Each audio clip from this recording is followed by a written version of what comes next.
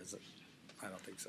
He doesn't know that? Well, probably, Somebody can tell him, aren't they? well, I'll probably tell him, but And Mr. Chair, you may notice Chris is joining us virtually today. Yep, he's on that conference.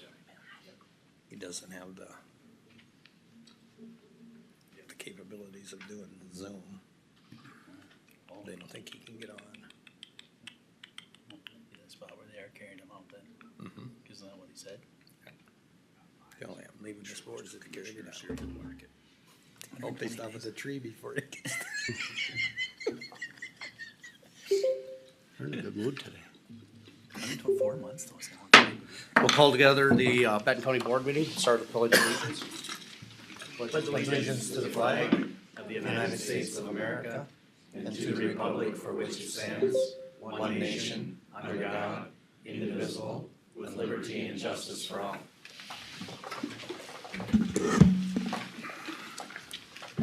All right, roll call. Sure. Commissioner Schlangen. Here. Commissioner Heinen. Here. Commissioner Kapinski. Here. Commissioner Johnson. Here. Commissioner Pop. Here. Okay. Any additions to the agenda, Monty? Mr. Chair, I have two. Under 955 County Administrator, please add the following two items. Award the bid for Benton River Phase 2 improvements. And then second, Human Services Director recruitment. You also have on the dais a replacement page for an existing item. It's the telework item. Again, that's simply a replacement page for an existing item, and that's it. Move for approval of the amended agenda, Mr. Chair. Second. Okay, we got a motion and a second. All in favor? Aye. Aye. Same sign, motion carries. County board meetings are broadcast live and video recorded on YouTube. Please refrain from speaking from the audience area and come to the podium so the viewers can hear you. The county board observes Robert's Rules of Order for its meetings, so please obtain the board's share consent before addressing the county board. Public comments are generally reserved for the open forum segment or public hearings. However, public comment on other agenda items may be allowed at the discretion of the board chair. As we begin today, please turn off your cell phones or turn them vibrate. Thank you. Open forum. Okay. All right, we got the consent items 1 through 11. Move for approval, Mr. Chair. Second. Okay, we got a motion and a second to approve items 1 through 11. All in favor? Aye. Same sign, motion carries. All right, moving on. Troy. Recognition. Good morning, Commissioners. Morning. It is my honor to be before you this morning to recognize the outstanding work done by 4 of our staff members back on October 12th. I'm sure you all recall that was the date that we had headlines in local and national papers about 5 law enforcement officers being shot here in Benton County. These officers that were involved in this situation and our public safety dispatchers and others were honored back in March in a ceremony in Sherburne County. There was a wide variety of agencies that were involved, and it took a lot of logistics to pull it together, and they were honored at this private ceremony in Sherburne due to the undercover nature of some of those that were honored. So today, we're taking a moment to publicly recognize the folks from our office who received honors for their work this day. So if you'll bear with me for just a moment, I'll take you back to the day of October 12th, 2023. It's about 7 o'clock in our public safety answering point over in dispatch, and we have 2 public safety dispatchers that are there. We have public safety dispatcher Dawn Riggs and Justin Wendland. Dawn's shift was supposed to end at 7 a.m. She'd been working since about 9 p.m. that evening, and Justin started his shift at 7 a.m., and he was going to be alone for a few hours. We had been made aware that there was going to be a search warrant served in Glen Dorado shortly after 7 a.m. And knowing that a search warrant service brings with it a lot of extra radio calls and requests and another situation that that our dispatchers need to be aware of, Dawn volunteered to stay after and make sure that Justin had all the help that he needed that morning. So as they're discussing that and as they're making plans in the PSAP, by Glen Dorado, officers from the Sherburne County Drug Task Force are assembling and meeting with deputies Ron Thomas and Cody Eisenschenk. Over the weeks prior, the Sherburne County Drug Task Force had been assembling a case against two people at a Glen Dorado home, and they have probable cause this morning to believe that there will be drugs present inside the home. A judge has agreed with this conclusion, issued a search warrant, and they are there to serve that search warrant. In the early morning dawn, they are constructing a plan. Officer assignments are made to carry out this search warrant. In this plan, Deputy Thomas is designated to be on the entry team, and Deputy Eisenschenk is part of the perimeter team. Shortly after 7 a.m., the officers arrive at the Glen Dorado residence and put their plan into motion. The entry team approaches the front door, knocks loudly, and announces that they are law enforcement there to serve a search warrant. This is repeated several times at the door before finally officers enter with more announcements that they are law enforcement, they are present there with the search warrant. As they're making that announcement, from down a narrow hallway, a voice is heard. Officers begin attempting to make contact with the person, asking him to surrender and come out with his hands visible. Suddenly, from behind a closed door, shots erupt from this room. Bullets are flying down the hallway, and 5 officers are struck as they scramble to return fire and exit the kill zone. The officers fall back outside the residence to a defensive position and gather themselves to assess what has happened. Outside the residence, Deputy Eisenschenk hears the unmistakable sounds of gunfire. "Shots fired," he calls out over the radio. As officers come pouring out of the residence, he comes to realize that his partners have been hit. "Officer down" is the next call that comes out over the radio. Back in the PSAP, Don and Justin hear those 4 words over the radio, the 4 words that no one ever wants to hear in this profession. Without hesitation, they jump into motion. They know that these officers are going to need help, and they're going to need help now. They begin to make frantic calls over the radio, over the phone, over every means of communication we have available to start getting them help. This call that's gone over the radio has been heard not only by our dispatchers in the PSAP, but also by dozens of law enforcement officers in the area who are listening. These officers, as we always do, respond to the call. So there are not only calls being made, but officers are self-dispatching, people are coming, and the cavalry is on its way. From that moment on, hours of chaos unfold at the scene and in the PSAP. These hours of chaos were expertly managed by Don and Justin. Back at the scene, Deputy Thomas and other officers have fallen back to Deputy Eisenschenk's perimeter position, and Deputy Eisenschenk begins to organize their defensive positions when he realizes that one of the officers at his position is badly wounded. This officer has an arterial wound that's bleeding profusely. Something has to be done quickly to save this officer's life. Deputy Eisenschenk works to secure a tourniquet to stop the bleeding. Meanwhile, Deputy Thomas and other officers have taken up a position behind cover. They're monitoring the residence to make sure that there isn't any further aggression from the suspect inside. Deputy Eisenschenk is successful in stopping the bleeding with a tourniquet, but this is only the beginning of what this officer needs. This officer and 2 others must get medical care immediately for the gunshot wounds. The single ambulance crew that is staged nearby is overwhelmed with 2 other officers that have also sustained injuries. Deputy Eisenschenk and another officer from the Sherburne County Task Force load their injured partner into a task force vehicle and speed off to the Princeton Hospital, assuring that the injured officer will receive life-saving care. Back in Glen Dorado, Deputy Thomas and others work to ensure that the suspect remains contained in the home to protect themselves and the people of Glen Dorado.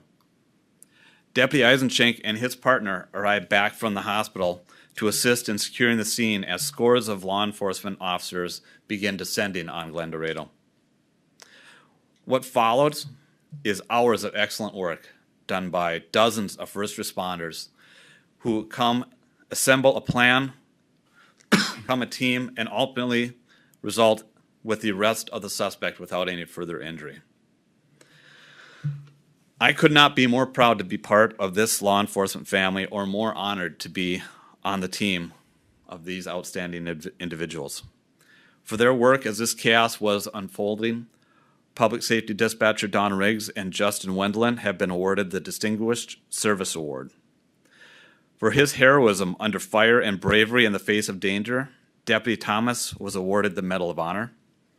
And for his courage in the face of uncertainty and unwavering commitment to save his partner's life, Deputy Eisenschenk was awarded the Medal of Valor and the Life Saving Award. We are grateful for the excellent work done by these 4 extraordinary members of our team and all those who responded in our time of need. It was truly a monumental team effort, and we could not have done it without the rest of the folks that came after this initial volley happened. These critical situations come along rarely, but I can assure you that each day Benton County is served well by every member of this office as we work to carry out our mission of keeping Benton County safe.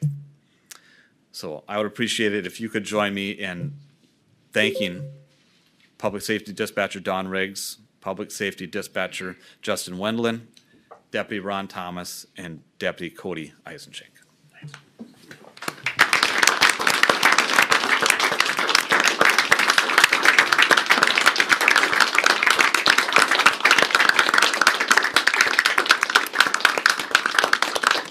If you wouldn't mind stepping forward, I'm sure that we'd like to get a few pictures with all of you.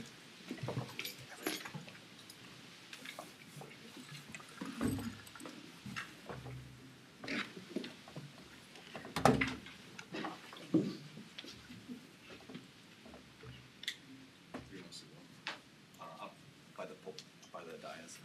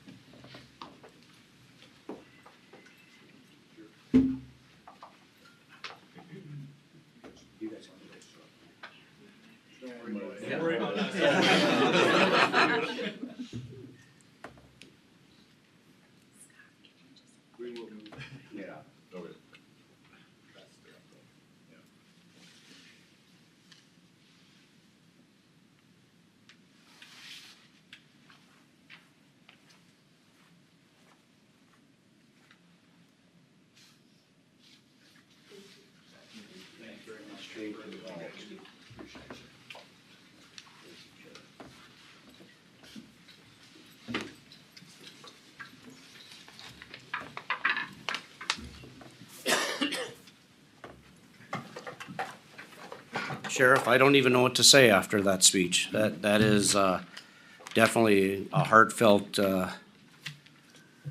You never wanna have that speech again, to be quite honest. But the outcome was phenomenal, Yes. and that goes to training. It goes to staff. It goes to.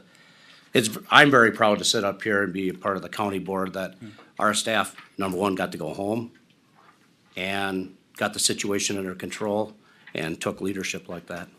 Indeed. From top down. Yep. Thank you again for your efforts and your departments. Appreciate everyone. Indeed. Thank you all. Thank you. All right. All right, we'll move on to your. Move on to next item, right? Yeah. All right.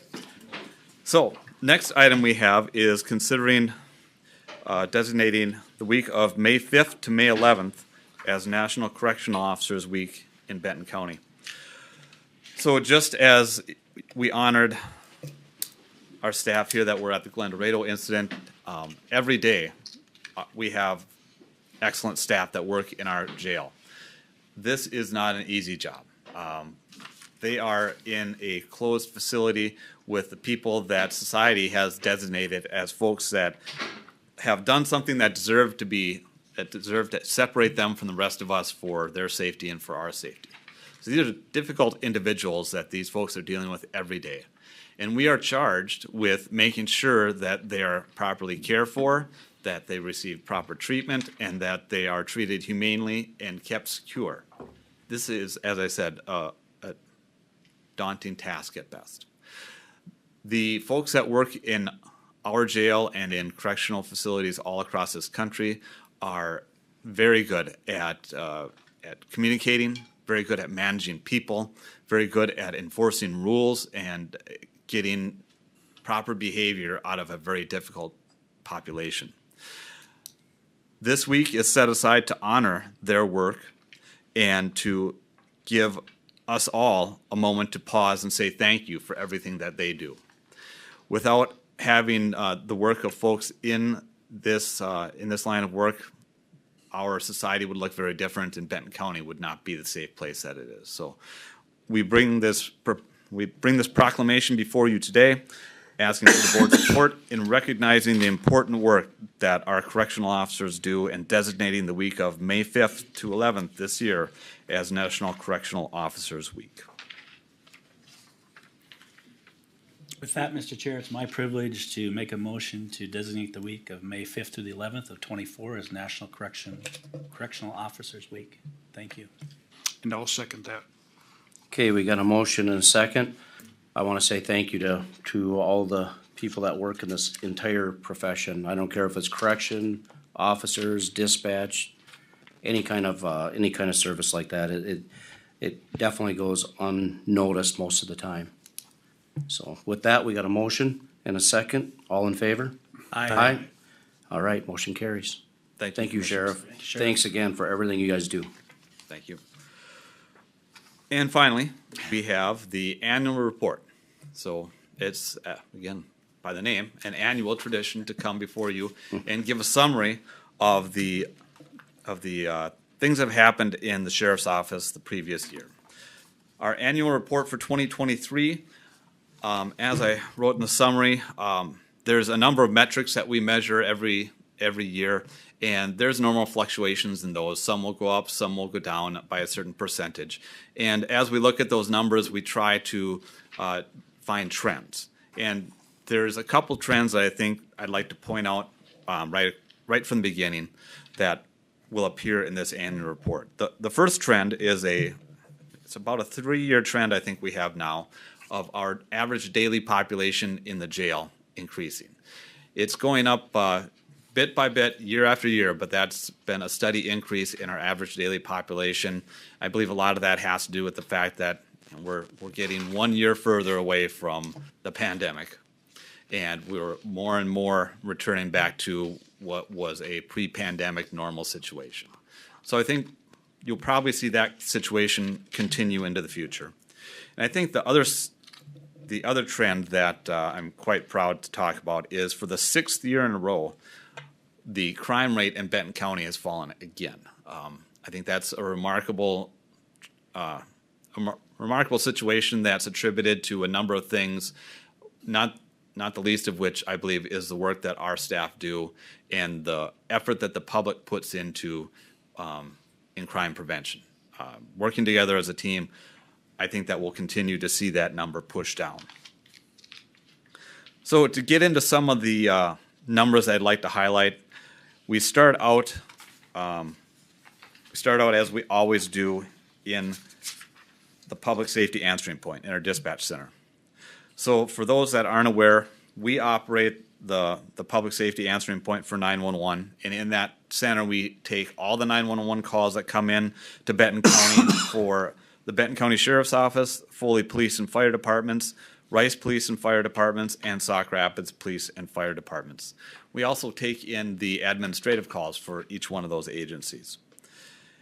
In 2023, our PSAP generated 27,528 initial complaint reports, and those are generated every time a call is made into the office where something is sought by the public from one of those agencies.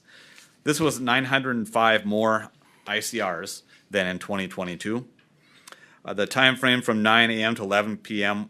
generated the highest number of ICRs with a spike between 1 and 8 p.m. Fridays were the busiest, Sundays were the least busy, and the months of May through September saw our peak times in the PSAP. In 2023, we received 9,778 calls on our 911 lines. That was 402 more than 2022. And we received 34 text to 911 sessions, and that was down from 2022 by 53. We also, in the PSAP, fielded 41,351 incoming and outgoing administrative calls.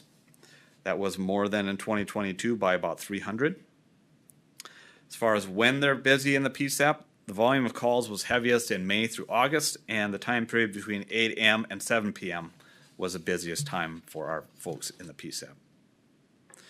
One of the duties that we have as a sheriff's office is to serve civil process. Another one of those is to execute arrest warrants.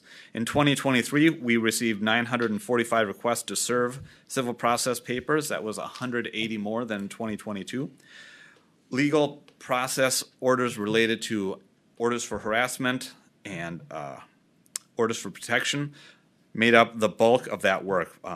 200 of those 945 requests were because of domestic abuse situations or people that couldn't get along or just conflict. So that keeps us busy, unfortunately. The next division I'll touch on is our patrol division. They are the most recognizable division. They are uniformed deputies that drive around in squad cars, do proactive patrol, and respond to requests for service. In 2023, this division had 15,344 ICRs assigned to it. That was up 1,150 from 2022. The single largest type of incident that occupied this division's time was traffic stops. After traffic stops, our next most commonly performed activities were assistance to the public and other agencies, medical emergencies, suspicious activity reports, and vehicle-related incidents. One of the things that we track often is the 5 most commonly reported crimes in Benton County because we want to make sure we're focusing on what is happening most often. So in 2023, our 5 most commonly reported crimes in Benton County were domestic violence, fraud, theft, harassment, and criminal damage to property. I'm sure all those sound vaguely familiar because every year those are all in the top 5 with just a little bit different order. I did find that the domestic violence reaching the #1 position, that was a bit of an anomaly, and so we're going to be focusing more on crime prevention efforts on that crime to hopefully push that farther down the list. The majority of our ICRs for this division happened between 8 a.m. and 6 p.m. with a spike between 2 and 5. Fridays, unsurprisingly, are the most busy, and Sundays are the slowest. May, June, and July were the busiest months for the patrol division. As I mentioned from the outset, crime data is the next thing I want to touch on. So according to the 2022 data set from the BCA, our crime rate was 2,328 incidents per 100,000 people. In 2022, the average for the state for the crime rate was 4,598 crimes per 100,000 people. That means in 2022 we had a 49% lower crime rate than the state average.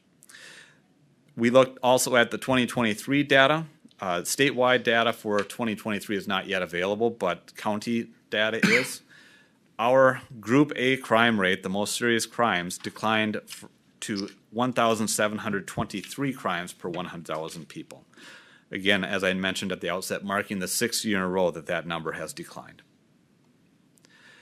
Among the ICRs assigned to the patrol division are a number that are handled by support staff. Some of these include records checks, permits to carry a pistol, and permits to purchase a pistol. And I just note that for 2023, our permits to carry were up by 10%, and our permits to purchase were up by 4%. Our investigative division is comprised of 4 detectives and 2 members assigned to the Violent Offender Task Force. In 2023, we assigned 110 cases to the detective division. And of these 110 cases, 97 were cleared, creating an 88% clearance rate. And that is a fantastic clearance rate in anybody's book. So we're very proud of the work that they do. For our members on the Violent Offender Task Force, they continue to see a steady supply of controlled substances coming into Benton County, matching the steady demand.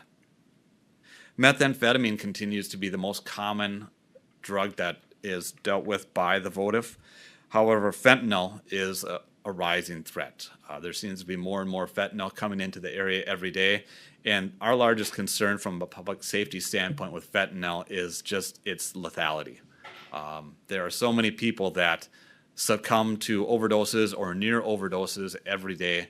It's frightening to think about how many people could be fatalities were it not for some wonderful medical interventions like Narcan that are able to bring these people back from near death. In 2023, we had 15 cases investigated in Benton County by VOTIF staff. 12 search warrants were executed. We seized 3 firearms, almost $10,000 in cash, and participated in a case that resulted in the arrest of a suspect for third-degree murder. During 2023, 24 pounds of methamphetamine were either seized or purchased, 2.71 pounds of cocaine, 1.94 pounds of fentanyl, plus an additional 253 fentanyl pills, and 8.6 grams of psilocybin mushrooms. So there are plenty of controlled substances out there. Moving on to the jail division, as I mentioned earlier, the jail saw an average daily population of 48.6 inmates. That's an increase of 1.3 versus 2022 and marks the third year in a row of an increasing average daily population. In the jail, I'd be remiss if I did not mention that mental illness continues to tax our resources and our staff. It is good to see that the state seems to be paying some attention to this. There's some task forces that have been formed to try to address the issue. Our biggest challenge, however, remains that there just simply isn't capacity in the state system to deal with the people that need to go get the treatment that would help prevent them from being an inmate in the first place. So we're continuing to work and press the state to come up with a solution that will hopefully one day result in fewer mentally ill people languishing in our custody. On the financial side, for 2023, the jail collected a total of $33,000 and $33,594 in fees that are charged for when we book someone in, when they perform work release, or for those who have been convicted, a daily boarding fee. We also board inmates from other counties in our jail when we have the capacity. In 2023, we collected just over $72,000 in revenues from jail prisoner boarding. We do have a sentence to service crew that, as I'm sure you recall, we transitioned from a state-run STS program to a county-run program. In 2023, the STS crew worked on 31 projects within Benton County that benefited a number of government agencies. There were 75 days of jail time that was worked off by inmates and almost $3,000 in fines that were worked off. We are very fortunate that we have dozens and dozens of people who are willing to step forward and volunteer their time to help us perform our mission. One of those groups is the Benton County Mounted Patrol. These are the folks that ready their horses and perfect their horsemanship and their skills to assist us in searching and crowd control and security. You likely see them in the parades and at the Benton County Fair. In 2023, members of our Mounted Patrol worked a total of 406 hours to help us. We maintain a group of citizens who serve as reserve deputies. In that capacity, they assist us in things that are appropriate for non-licensed folks to do, such as cabin checks, perhaps traffic direction. They're often at the amnesty days helping with traffic there. They performed a total of 510 hours for us in 2023, and so we kept those 9 volunteers very busy. In our jail, we have approximately 88 individuals who come in to do programs for our inmates. Without these dozens of volunteers, we wouldn't have near the programming capacity that we have in the jail. These programs are everything from allowing inmates access to our library to helping them with building skills to get jobs on the outside, or helping them bring religious programming to inmates, job search, GED, all kinds of things are provided to our inmates because of the work of these 88 volunteers. In 2023, they performed 954 hours of programming in the jail. Public outreach, we had 526 students in our DARE program in 2023. We continue to partner with Rice and Foley Police Departments on our Police Athletic Leagues program that brings together officers with children aged 5 to 15 on a weekly basis throughout the summer. And we hosted our youth snowmobile and youth ATV courses. I'll put in my annual plug that we have presence on social media, and we distribute crime prevention and other information about the sheriff's office on those platforms. You can find us on Facebook, Twitter, and Nextdoor at Benton MN Sheriff. And we also are very happy to continue our partnership with the Benton County News and Sauk Rapids Herald, who provide us with the opportunity to give them a once monthly column on crime prevention and safety topics. We're happy to do that. That concludes my recap of the annual report, so I'd be willing to entertain any questions that the board might have. Very thorough. Thank you. Any questions from the board? No. Mr. Sheriff, I've got one question on the 88% clear rate. Yes. Is that like from start to finish through the court system too in 1 year? Or is that just to get it to the court system? So when we consider a case cleared when we either make an arrest or have worked it to the point where there's something that prevents us from being able to get it charged. It could be that a witness doesn't want to cooperate. It could be that a suspect, an offender has died, or there's a number of reasons that we're not able to get that prosecuted. But clearance means that we've worked the case to the end that we can possibly work it, and there's no further things that we could do to make this a prosecutable case. Wow. Sheriff, one quick question on one of your stats, the 911 texting Yes. number dropped significantly. Any thoughts on that, or why that would be? I think that partially we're dealing with small number statistics. It's always 50 or less out of an entire year. I think that there's been kind of variable efforts on getting public awareness built on that. So it could be that there's just not as many people that understand you can text 911, or it could be that people have understood that it's not the ideal way to contact 911. It takes much longer to have that text exchange versus a telephone call. So when we do promote this, the message is call when you can, but text if you can't. So I think that we're kind of settling into kind of a norm of what is really going to be an expected number of texts to 911 given its limitations. Sure. Thank you. All right. Thank you, Sheriff. Thank you very much. All right, we'll move on to Megan. I think the library's there. Oh, library, sorry. God, I've done that two weeks in a row now. They'll call you out if they have. Yeah. Thanks, Monty. I can still plug in. Go right ahead, yeah. I'll set him up with a car rental. Yeah. Okay. It's been a while since I did this. You can just minimize this, There. go-to business, just minimize, okay, there you go. Alright, The bottom, okay, I think. yep. Almost there. And we'll do- Right, while this is loading, I'm Karen Pansep. I'm the Executive Director for Great River Regional Library, and I have with me one of our staff. I'm Shelley Kelbs. I'm the Library Service Coordinator for Foley and Clearwater. And we come to our counties every year to share what activities are happening at the library. And we're part of a 6-county system, so Benton County is one of our strong partners. We have Commissioner Ed Pop on our 15-member board as the Benton County representative. We have locations across all 6 counties, so we have 32 libraries, and then the GRL locker system called GRL To Go in Sartell. And you can see that pictured on the left-hand side of that slide. Last year was a great year at Great River. We had a lot of increase across the region in activity.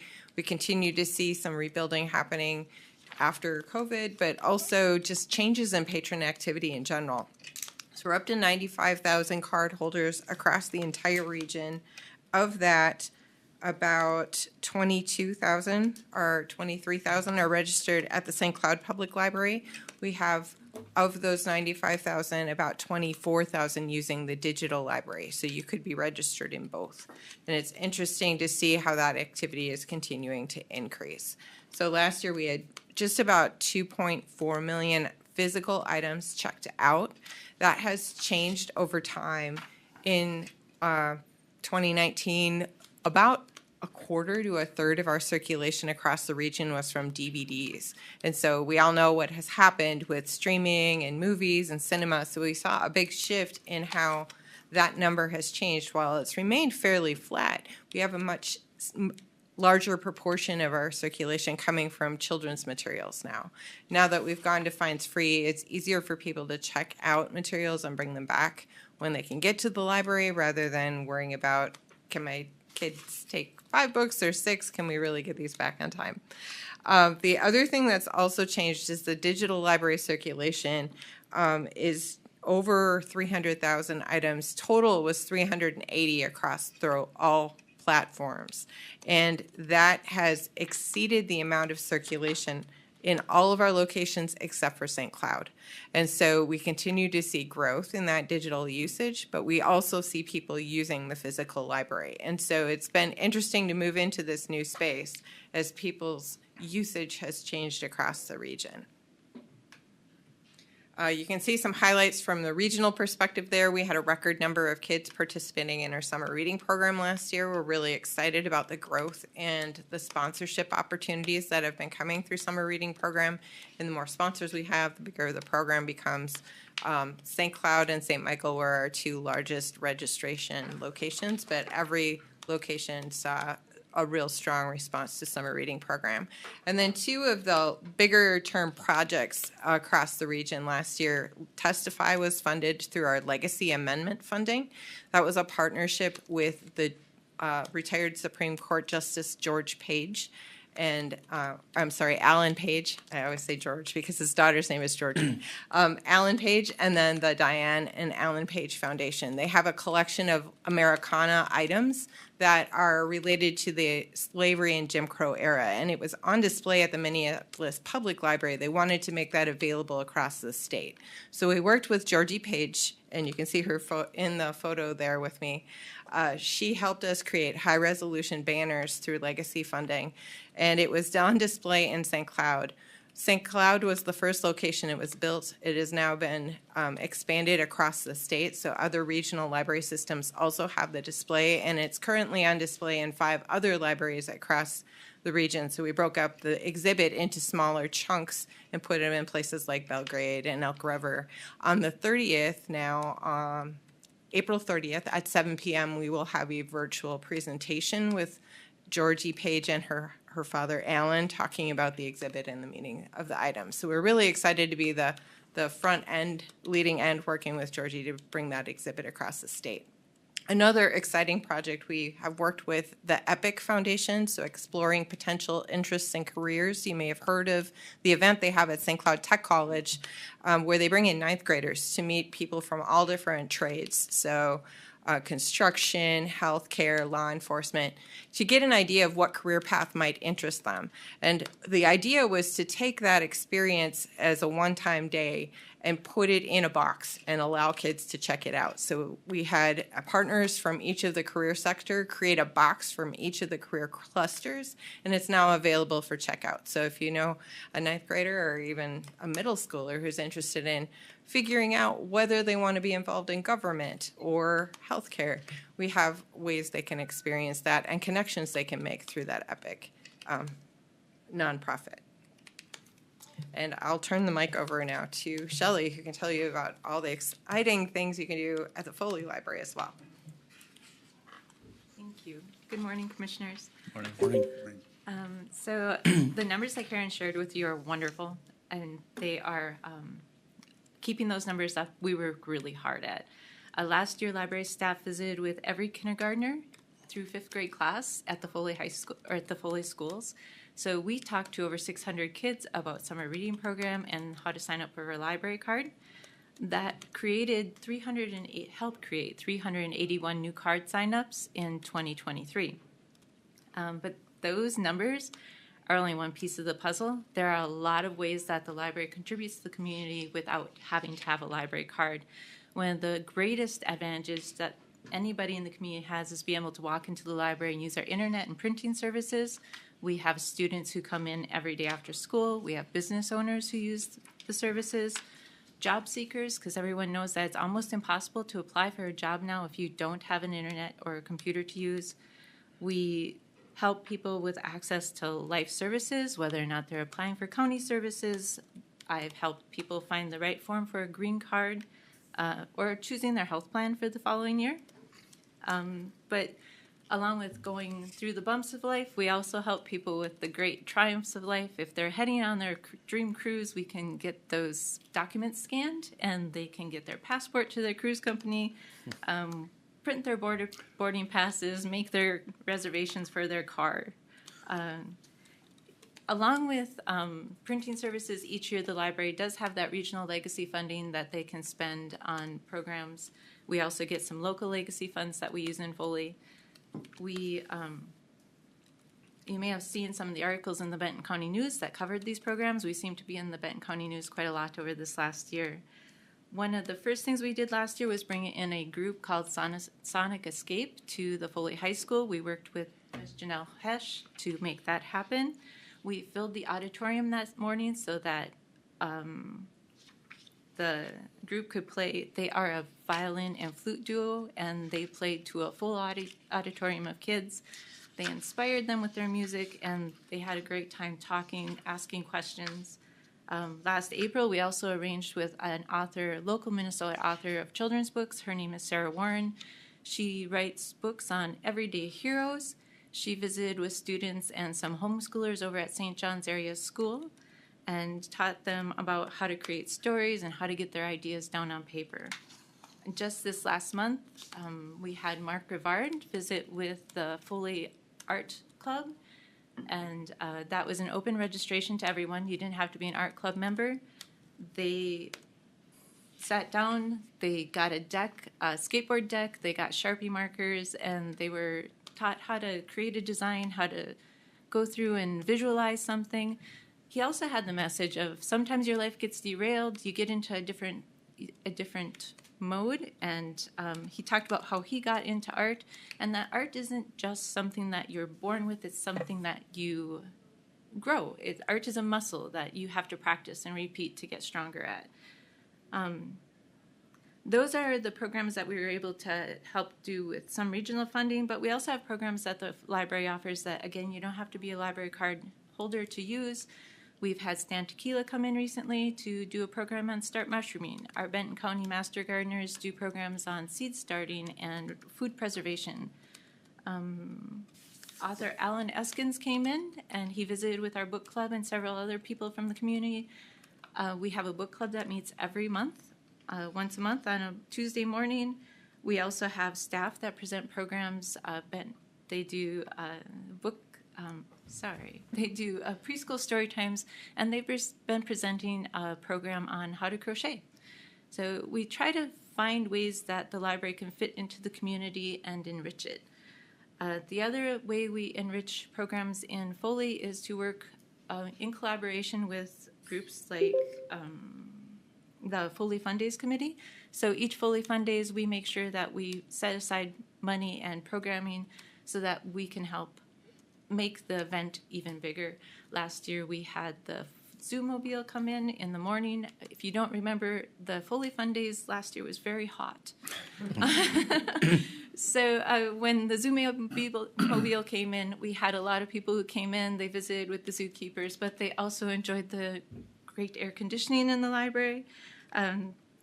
In the afternoon, we had Scally Line, another music group, on stage downtown. This year, we will have Brodini. He is a comedian and magician that will be there. We also work with Thriving Communities and the Foley Chamber of Commerce to bring an extra layer of enrichment to their parties in the park. In the past, it has been paper planes on the mobile sign shop. This year, it will be something called Clay City. That is an art collaboration where all the kids get to come in and they get to build a portion of the city, and over the hours, they get to see how it grows. The other program that you can take advantage of without that library card is to come in and see the rotating art exhibit that we now have at the library, thanks to Foley Library Board. Each year, we try to have 6 artists come in. It gives them an opportunity to get their artwork out and get some feedback, but it also gives us an opportunity to have more recognition that there are other things that go on in the library than just checking out books. So for the most part, I could go on and on about all the things that happen. But it has been really an incredible year, and we thank you for your support, and we can't wait to start another year. Thanks. Thank you. Mr. Ward? Chair, if I could, Karen, I want to ask a quick question. You've talked about the legacy fund a few times in the presentation. What kind of dollars is the system receiving from legacy fund? Do you know that off the top of Boy, your head? off the top of my head, I know it went up in the last session, so I think it's almost 480,000 a year. I know it's over 400,000 a Okay. year, and then we divide that up. So we provide regional programs. So the Ready Go Art, Shelley described, is a regional program we put together and allow people like Shelley to opt in and bring it to the community. And then we also designate dollars, like Shelley was talking about with just locally. Here's the Foley Library. You get a chunk of this, and sort out how we can offer programs that meet state requirements. Thank you. Yeah. Mr. Chair, so do we still have a Foley Library, like advisory board or something? We do, Okay, yes. We are now a full library, or full board. We just had another person step okay, I know up. they, a number of years ago I was there for it, and I don't know, I never heard much about it in the recent. Oh, they meet 4 times a year, Okay. and they're very active. Okay, that's good. And I think you have one city council rep, right? Or, Yes, Yep. we have one city council rep. yeah. And Foley's fortunate. It's one of the few libraries in the system that has a Friends of the Library group and a library board. That's the one I was looking at. Yeah, Friends so of the Library. there's 2 groups, and I know the Foley Friends of the Library, well, you guys hosted, we have a regional Friends Meet Friends event that we partner with East Central Regional Library for, and Foley actually hosted that event here last summer. Was that last summer? Yes. Okay. So Foley is a great gathering spot because you've got the library, but the city council allows us to use those chambers for other stuff too. Mr. Chair, one follow-up question. How does someone, a citizen in Foley, get on the Foley Library Board? Are they appointed by the city council, by the library itself? How do they get on there, and how many? They submit an application to the city council, and then the city council decides if it's approved or not. Okay, And we have 5 members. okay, thank you. Are you looking?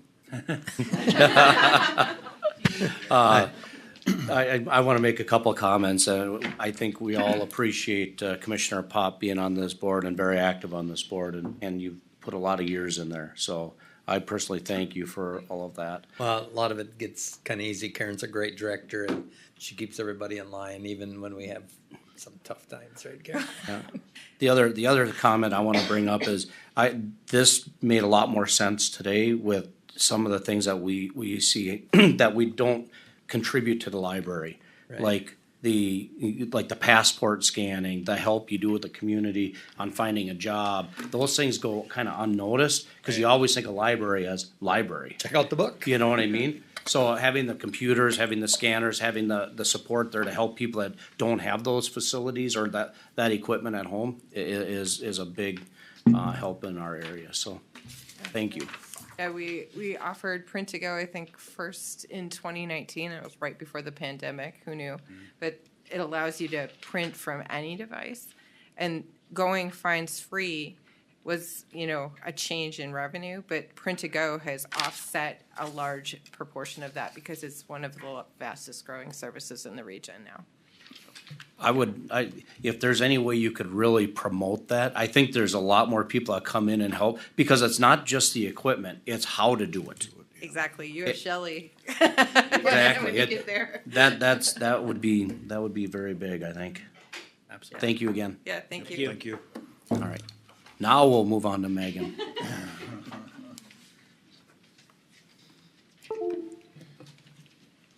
You just jump in just a Yes, second. no problem. Bring back our faces up. Okay, all right, we're good, thanks. Kind of wish I would have been a librarian instead. Well, you kind of are. Okay. Yeah, you kind of You kind of are. I mean, Just a different area. yes, I'm glad the room cleared out too. So, all right. Well, Megan Bergman, I'm the Benton and Mille Lacs County Court Administrator, and I'm just here today just for so far informational purposes, just to let you know what's going on. One of the big things that we have going on right now over in the Justice Center is in the fall, I worked with Sheriff Heck in some discussions about the importance of getting together a security committee in the Justice Center.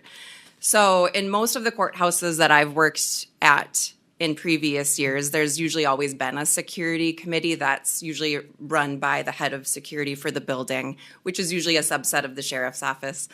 And so we met and just talked about some of the different concerns and issues and things that we felt like if we started a committee that we could start addressing with the people who are over in that building. And so we kind of developed like who would that consist of.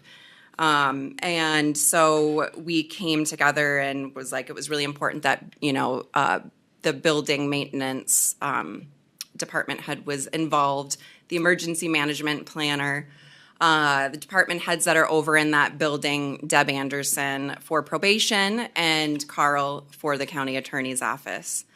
And so from there, we had our first real committee meeting in December. And as we began talking, we did realize that we have a lot of content to go over and a lot of things to establish and some things that we needed to get prepared for. And so one of the biggest things that has come out of that committee so far is with Kristen's involvement. She had a contact and we were able to have a department, a subset of Homeland Security come over to the Justice Center and do a facility assessment. And we are currently working through that document of recommendations and suggestions from Mike Christensen, I believe his name is, from Homeland Security, and things that he saw as we did a walkthrough. And just so you know, like all of the people who were on the security committee were also involved with that. So we met with Mike first and talked about different things, and then we did a walkthrough of the building with him. And so, it was kind of interesting as I was listening to Sheriff talk today about like the different things and that he has seen over 2023. It kind of brought some things up for me as well. If you think about what he said in regard to, honoring the officers today, and then also some of his report, everything kind of starts with a judge signing off on a search warrant, not everything, or an officer making a traffic stop. But one of the things that he said was, the judge signed the search warrant, which then went to the officers having to go to the home. And the officers then, bring that person into custody, and then they are seen at the Justice Center. And one of two things happen after that. They are either detained or they are released. And if they are released, then the remainder of their time with that case or cases, they are coming to our building to work through that process. It's just, he also said when he was honoring the officers from that instance in October, that these things rarely happen. And one of the things that we've been talking about in the security meeting is we kind of think worst case scenario. Those things do rarely happen, but they do happen.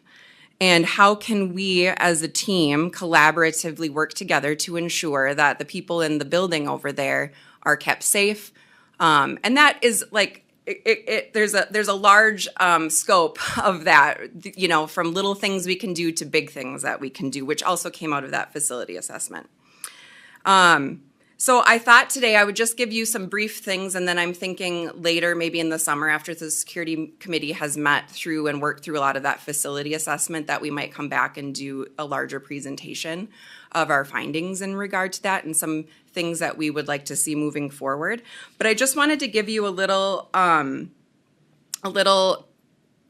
glimpse into Benton. And since I'm the Benton and Mille Lacs County Court Administrator, it was the easiest comparison for me. So Benton's a 2-judge county.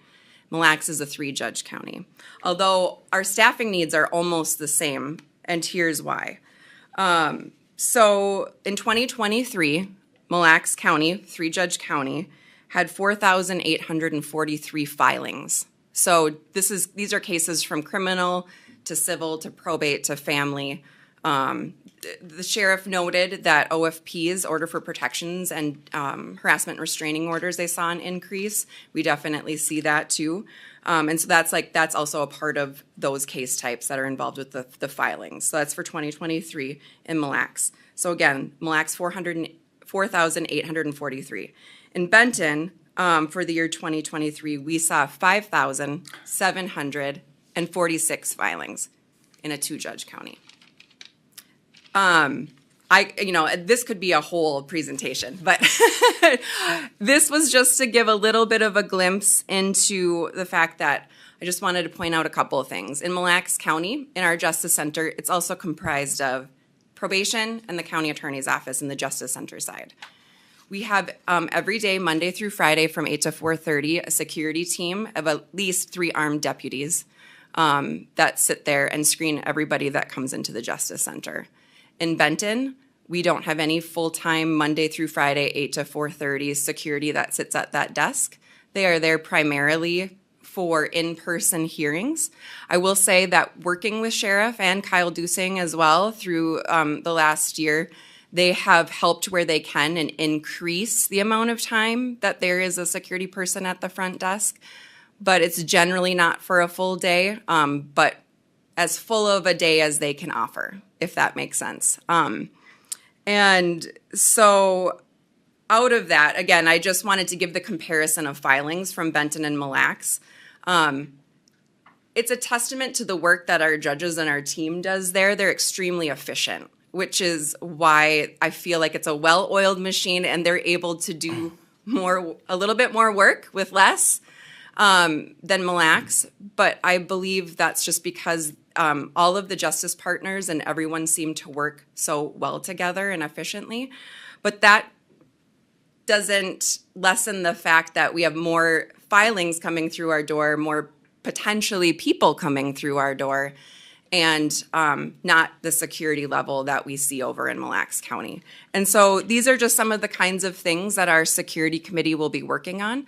And I just kind of wanted to let you all know that we are here, we've started the work, and that there might be more potential things that we might be bringing to your attention as a team, anywhere from, Jeff Dingman running, the building side of things, because there were definitely some things that were pointed out in that facility assessment that were building specific versus just like, it would be best if you had full-time security, right? So that's like a budget thing for staffing, and then there are building things. Megan? Yeah. My assumption is we did not fare very well in the Homeland Security visit. He was a very nice gentleman, and he does this anywhere. Okay. Anywhere from churches to schools to courthouses. So he sees a lot of different makeup and structure of buildings. Right? There are definitely any place. There are always things that we can improve upon. But like I said, we've also, one of the things that we're working on as a group is where can we start with the small things? One, what doesn't cost us money, and what are things that are resources that we didn't realize we had now, and work with that now. So for instance, right, the sheriff's office, they get lots of training for different kinds of things like de-escalation and all of that kind of stuff. So how can we work with our local sheriff's office for them to provide training, like active shooter training? We do that at least once a year over in Mille Lacs. So we're trying to work on like getting something like that implemented over there. You know, see something, say something initiative, just like at the airport. That's for any place really. So getting that, there are free resources online and free videos and training and all of that so starting from there and like working our way up in regard to the things that might, you know, require us to come together and figure out things that require asking for bigger things. Well, these numbers are a little daunting from the Yeah. 4,800 to the 5,700. Yes, and if you think about it, Mille Lacs was just, was it 2022 in a BCA study that they were the third highest serious felony crimes, like behind Hennepin and Ramsey. So they're a little bit, it's a little different in regard to that. They're really like hyper focused on the serious level offenses in Mille Lacs. So it's a little overwhelming in that regard, but we do have more case filings than It they only do. takes one. Right, exactly. Only takes one. Exactly. Mr. Chair, kind of on the concept, in the future, would we be able to see kind of an overview of the Homeland Security assessment? Absolutely. I'm sure that Kristen would be happy to forward that on to the commissioners. She has that available as well. I think seeing that sooner rather than later, Yep. not that we don't want to have you back here in a few months to kind of go Right. over it. But I think we should see that so we Absolutely. can start being So digest proactive. that a little bit. Yeah, and he breaks it down very much so in a way that we can understand and keeps it very simple. So it's not like a huge document to go over, but there's a lot of stuff to work through. So, Mr. Chair, is that something Monty or Megan can ask Kristen? I'll contact Kristen, get it. Okay, thank you. All right. Thank you for sugarcoating a few things. Yeah. So- Made the Homeland Security Yeah, guy look exactly. like not quite such a bad guy. Beth is probably the same person you all heard in talking about. Remember, Kristen invited the gentleman to talk about the government center. I imagine it's the same person. It must be. Most likely, yeah. Thank you. Yes. Thank Yes, you very much. Thank you. Thank you. All right. We're gonna move on to Roxanne. Oh, there she is.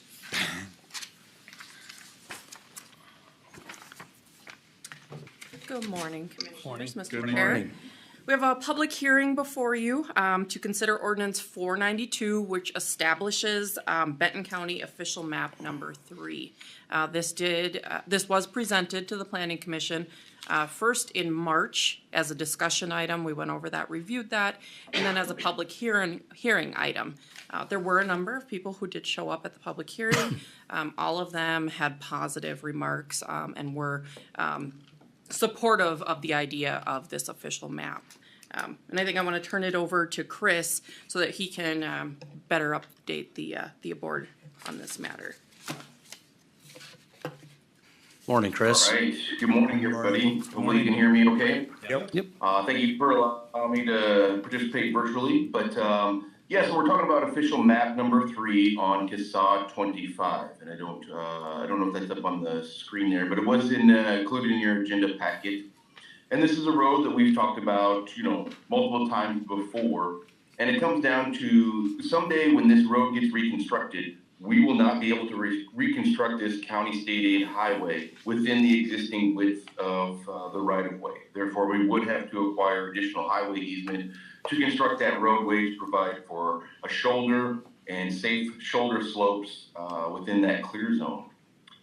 We also know that there is a planned development, utility development, let's say, solar development, and the concern was, since we don't have that additional right-of-way width today, could they possibly start constructing things, not structures, but or not buildings, let's say, but other things, solar panels, electrical lines, within that area that's outside of existing right-of-way today, but would be within the future easement area. So that's what we're hoping that the official map will help protect the county from additional costs in the future when we have to acquire that right of way. I mentioned this at the planning committee meeting. Sometimes when we're acquiring right of way, you've got the price of the land, but whatever is on top of that land can almost be more expensive than the cost of the land itself. Furthermore, in Minnesota, existing laws and existing practices is when there's a utility within the public road right-of-way, and that utility needs to be relocated for the reconstruction or safe operation and maintenance of the roadway, the utility has to pay for the cost to relocate that. But if that utility is outside of the public right-of-way and we acquire additional road right-of-way and still need to relocate that to construct the roadway or for the safe operation and maintenance of the roadway, it becomes our cost to pay for those relocation fees. So if Roxanne, if you could scroll to the second statute, I just want to point that out. That what statute says the effect of an official map is in this paragraph. I think it's subdivision 3. There is a line in there that says that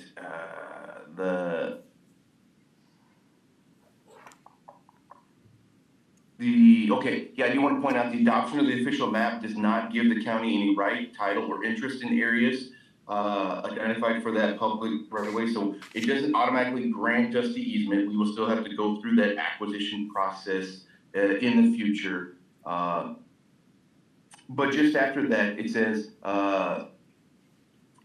the county to acquire interest without paying the purposes thereon, but the adoption of a map does authorize the county to acquire these interests without paying compensation for buildings or structures erected in those areas without a permit or approval or in violation of a condition of permit or approval. So I think that's the big win that we're hoping to achieve here, is protect the county from future unknown costs by adopting this map today.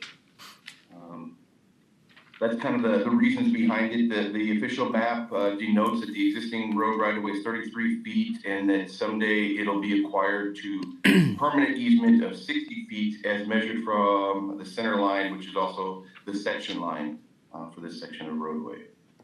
I'll echo what Roxanne said, that the public hearing at the Planning Commission, the public mostly had positive comments about this idea.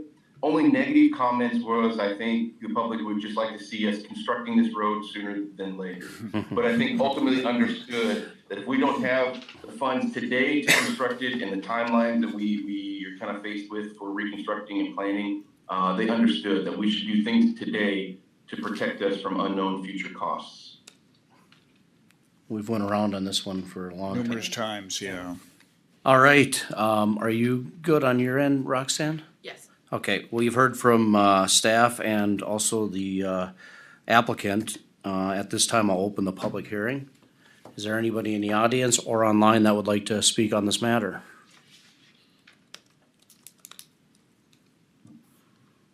I'll make another call. Is there anybody online or in person that would like to speak on this matter? All right. Final call. Anyone wishing to speak on this map matter? Seeing none, I will close the public hearing. Are there any emails or letters of communication to read in? I have not received any. Chris, I don't know if you have. I did receive one before the public hearing at the Planning Commission last week saying they couldn't make it. Once again, it was more questions regarding what the future roadway would look like. So it's questions that we didn't necessarily have answers for. So I just had to kind of answer the questions and what we would typically do when it comes to reconstructing. And the questions were focused around their driveway location and those kinds of things. So it wasn't really for or against the map. It was more for what that future construction would look like. Monty, would we want to just add that email to the documentation of this public hearing? I would, please. Yes, that'd be great. Thank you. Okay. All right. I will forward that email. Thanks, Chris. Perfect. I'll forward that email on. Has the department received any comments, concerns from state agencies, cities, townships on the agenda item? So this was sent out to cities and townships within 2 miles, and I have not received any response from any of them. Okay. If any official action was required, any affected township, what would that action be? Nothing? Nothing. Okay. Okay. County Board, any questions to staff? Mr. Chair. Chris, I'm glad, or Roxanne, I'm glad you guys took the initiative to get on this sooner than later. You know, we've talked about this numerous times, Yes. and I'm glad it's coming in front of us. The only question I had is, Commissioner Johnson, much said at the planning commission meeting about this? You know, I was gonna echo what Chris said a little bit. I think there was somewhat of a, what's the word I want? Not misunderstanding, but a lot of the public thought that we were talking about the The road. construction of Casat Oh, 25. sure. You know, but I think after, you know, Chris and Roxanne presented, commission had some discussion, I think that it was clear that this was a mapping issue, not how we were going to do 25 and when. So I think that got clarified. But it's also preparing us for the future, whether that future is 10, 5, or Right. 20 years down the road. And I would also echo, I don't believe there's any opposition to us preparing for this, so Yeah. I think that was understood at the end of the meeting. It's- Actually, one of the other commission members brought up the idea of we should be doing it with all our Everywhere. Casat roads. Yeah, But, you know, we talked about maybe the one that makes the most sense next might be Casat 9 because of its location to gravel mines. Sure. So, Yep. and we've had that discussion. Yep. So anyways, Let's prepare in the county for future use of that road. absolutely. okay. All right. What are Mr. the Chair, I'm wishes? gonna move to approve, ordinance number 492 as presented. I'll second that. Okay, we got a motion and a second. Any other communication on this? I have a question. With the 60 foot, is it, 60 foot from the center line or 60 foot or total? Center line. For From the both? center line on each side. On each side? So a total So of it'll be 120. Yep. Correct. Any other questions? Seeing none, I'll call the question. All in favor? Aye. Opposed, same sign. Motion carries. Thanks, Roxanne. Okay. You're up again. Yes. So last year during budgeting session, we discussed the need for funds to transition from Avenue to the Tyler tax CAMA system. At that time, we knew what the cost would be for the transition to Tyler. However, we didn't know if that would occur in 24 or 25. Additionally, we weren't sure what the cost would be to for the Avenue support. So when that was passed in the budgeting session in 2023, we stated that the set aside funds in Fund 10, $266,000 would go towards that conversion, and the remainder would come from reserves. We now know what that remainder is, and it's $161,308.20 that needs to be transferred from reserves into Fund 10 to pay for the Tyler tax CAMA system. So we've got $361,605 for the conversion. That does not include what was budgeted in IT for the annual fee. So there's $103 that was budgeted in IT's account for the annual fee. So that's already covered in our budgeting. And then there was the Avenue support, which is $65,703.20, which is actually almost $30,000 less than we had anticipated. That's good. That's nice. Yeah, that is good. Mr. Chair, hats off to staff who've Yes. worked a few years trying to get funds established into Fund 10, so it's only an additional 160 instead of the full 360. Yes. A little quick story. That was set aside easily 12, 13 years ago when MCCC said they were going to upgrade the CAMA system and Brian Custer was our assessor. It's been sitting there over a decade. Wow. Yeah. I'm gonna double down on that and say, very big thank you to the staff for working together to come up with this, final This has been result. ongoing for a few years. Yes. As we know, it probably wasn't as easy back a few years ago, so, thank you. Mr. Chair, with that, I'll move for approval for the transfer of $161,308.20 from the reserve fund to the restricted fund for the tax CAMI conversion. Second. Okay, we got a motion and a second. Any other communication on this? Seeing none, all in favor? Aye. Opposed? Thank Same you. sign? Thank Motion you, carries. Roxanne. Thanks, Roxanne. Thank you for working on this. Yes. Monty. So, Mr. Chair, I see George is here. Would it be okay if George took the vision, mission statement Sure. item, please? Welcome, George. Good morning. Good Hi, morning. George. So I'm here to talk a little bit about a piece of, we did a culture assessment back in the fall, And this is a small piece of it. And if you look at a high level, they called it, employee strategies called it areas of opportunity. I call it areas of improvement we would look at. And so if you take a high level view, there was benefits, there was clear goals and objectives, cite values, improve communications, make people feel valued, and leadership. And so one of the recommendations was, we've never documented values in the county, okay? So one of the recommendations from the company was to do values. Well, we thought, well, we'll update the mission and the vision also. So when Andy from Employee Strategies gave us this option, he said $25,000 will do those three things for you. And I thought, and I said this, I'll do it for 10. But obviously, checks in the mail, George. Right. So I volunteered to get the management group together and do this. And normally a company would drag this out for 3 or 4 days, as you well know. But we got together, we had great cooperation, and we did it in 55 minutes. Great. And so I'm here today to get a motion to adopt our mission, our new mission, which is quality to public service, the vision, your place to live, work, and grow, and the value statements that we care, we respect, we listen, we serve with integrity and fairness. And Monty sent this out to everybody in the county, the employees. We got 12 comments back. Most of them are positive. We got 3 of them back saying they talked about maybe a longer mission statement. And we purposely in the meeting said we wanted a short one so we could brand it, put it on the graders, put it on the dump truck, put it on ink pens so people remember it. And I don't know if you noted, but when Karen was in here from the library, theirs is 3 words also: explore, learn, and connect. And so I think a short mission statement is really good. Mm-hmm. And I think it'll last for a long time for us. Any comments, questions about anything? I think that's what they teach you in any kind of a business deal is make sure that it's short because people remember it. They won't read a long one. Yep. Right. So, very good job on that too. I think you guys did a phenomenal job. I really like the mission part of quality public service because, as you've probably heard me say a few times, we are in the customer service business. Yes. Absolutely, yeah. So the question I have is, did that 10,000 go down to about 2,000 then, George, or? I'll accept anything. Fine. 55 minutes, Ken. Yeah. Mr. Chair, I'm gonna, there's behind the scenes costs. Yeah. We'll call them soft costs. Soft cost. Mr. Chair, I'm going to move to accept our new mission, vision, and value statement as proposed by our management team, and thank you.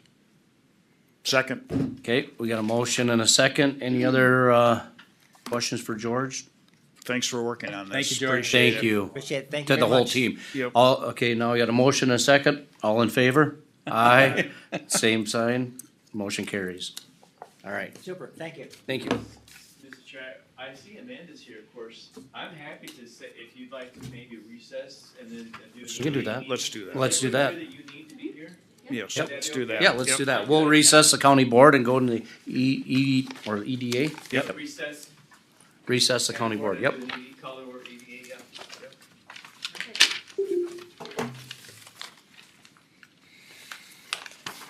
Not much for the audience anymore, Kim. Go ahead. This is just one more document for the EDA. Okay. I guess that's okay. Yes, I would prefer it. Thank you. And then Maple will explain it. Thank you. This is that loan, I think. Thank you. Got the agenda? Yep. Okay. We're gonna call to order the Benton County Economic Development Authority. We already did roll call. We're gonna select a chair and a vice chair. Mr. Chair, I'd move that we mirror our county board as we've done in the past. Yes. Our current chair, Commissioner Kapinski, and our vice chair, Commissioner Pop. I'll agree with that in a second. Okay, we got a motion and a second. Any other nominations? Seeing none, I'll call the question. All in favor? Aye. Opposed? Same sign. Motion carries. All right. We're gonna approve the agenda. Is there anything else other than, the loan request? You want to do an introduction? Can we do an introduction? Okay. I thought- We'll add introduction. Approve the minutes, Jared, first, from a November 7th. Oh, I'm sorry. We'll approve the minutes from November 7th. So moved. Second. Okay. Got a motion and a second. All in favor? Aye. Okay, motion carries. Now we'll do the introduction. Okay. Good morning, Chair, members of the EDA and County Commissioners.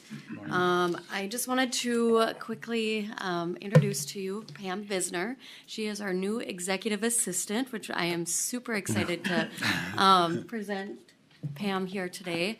She started yesterday, so she's Nice. fresh, be nice. And I'll have her kind of give you a little bit of background on, maybe you recognize her from the community.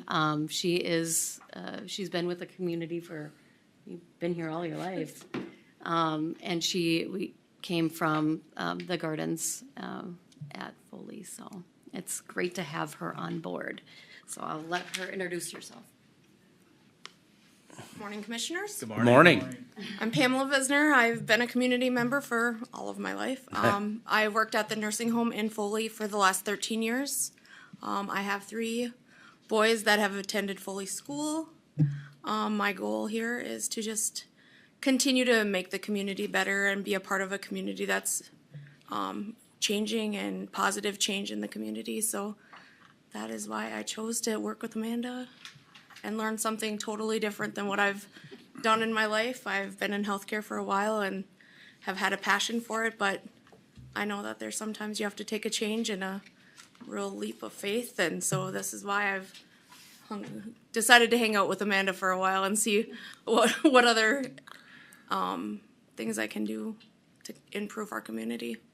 Mr. Chair, welcome Pam. You're gonna have a great mentor in Amanda. You're gonna find out we work pretty closely together and we have a very good relationship, and we're really glad to have you on board with her. Correct, and I would think you're not gonna be for a lack of work neither. Yeah. Yeah. Be prepared to be busy, right? Right, yeah. I'm used to hard work. We appreciate you coming on board, and I'll echo what the other commissioner said, is we work very closely with BEP, and it's a very great organization, and it's really building our community. And we've got a lot of great things happening too, Yep. so. Thank you. Thank Yep. you. Thanks.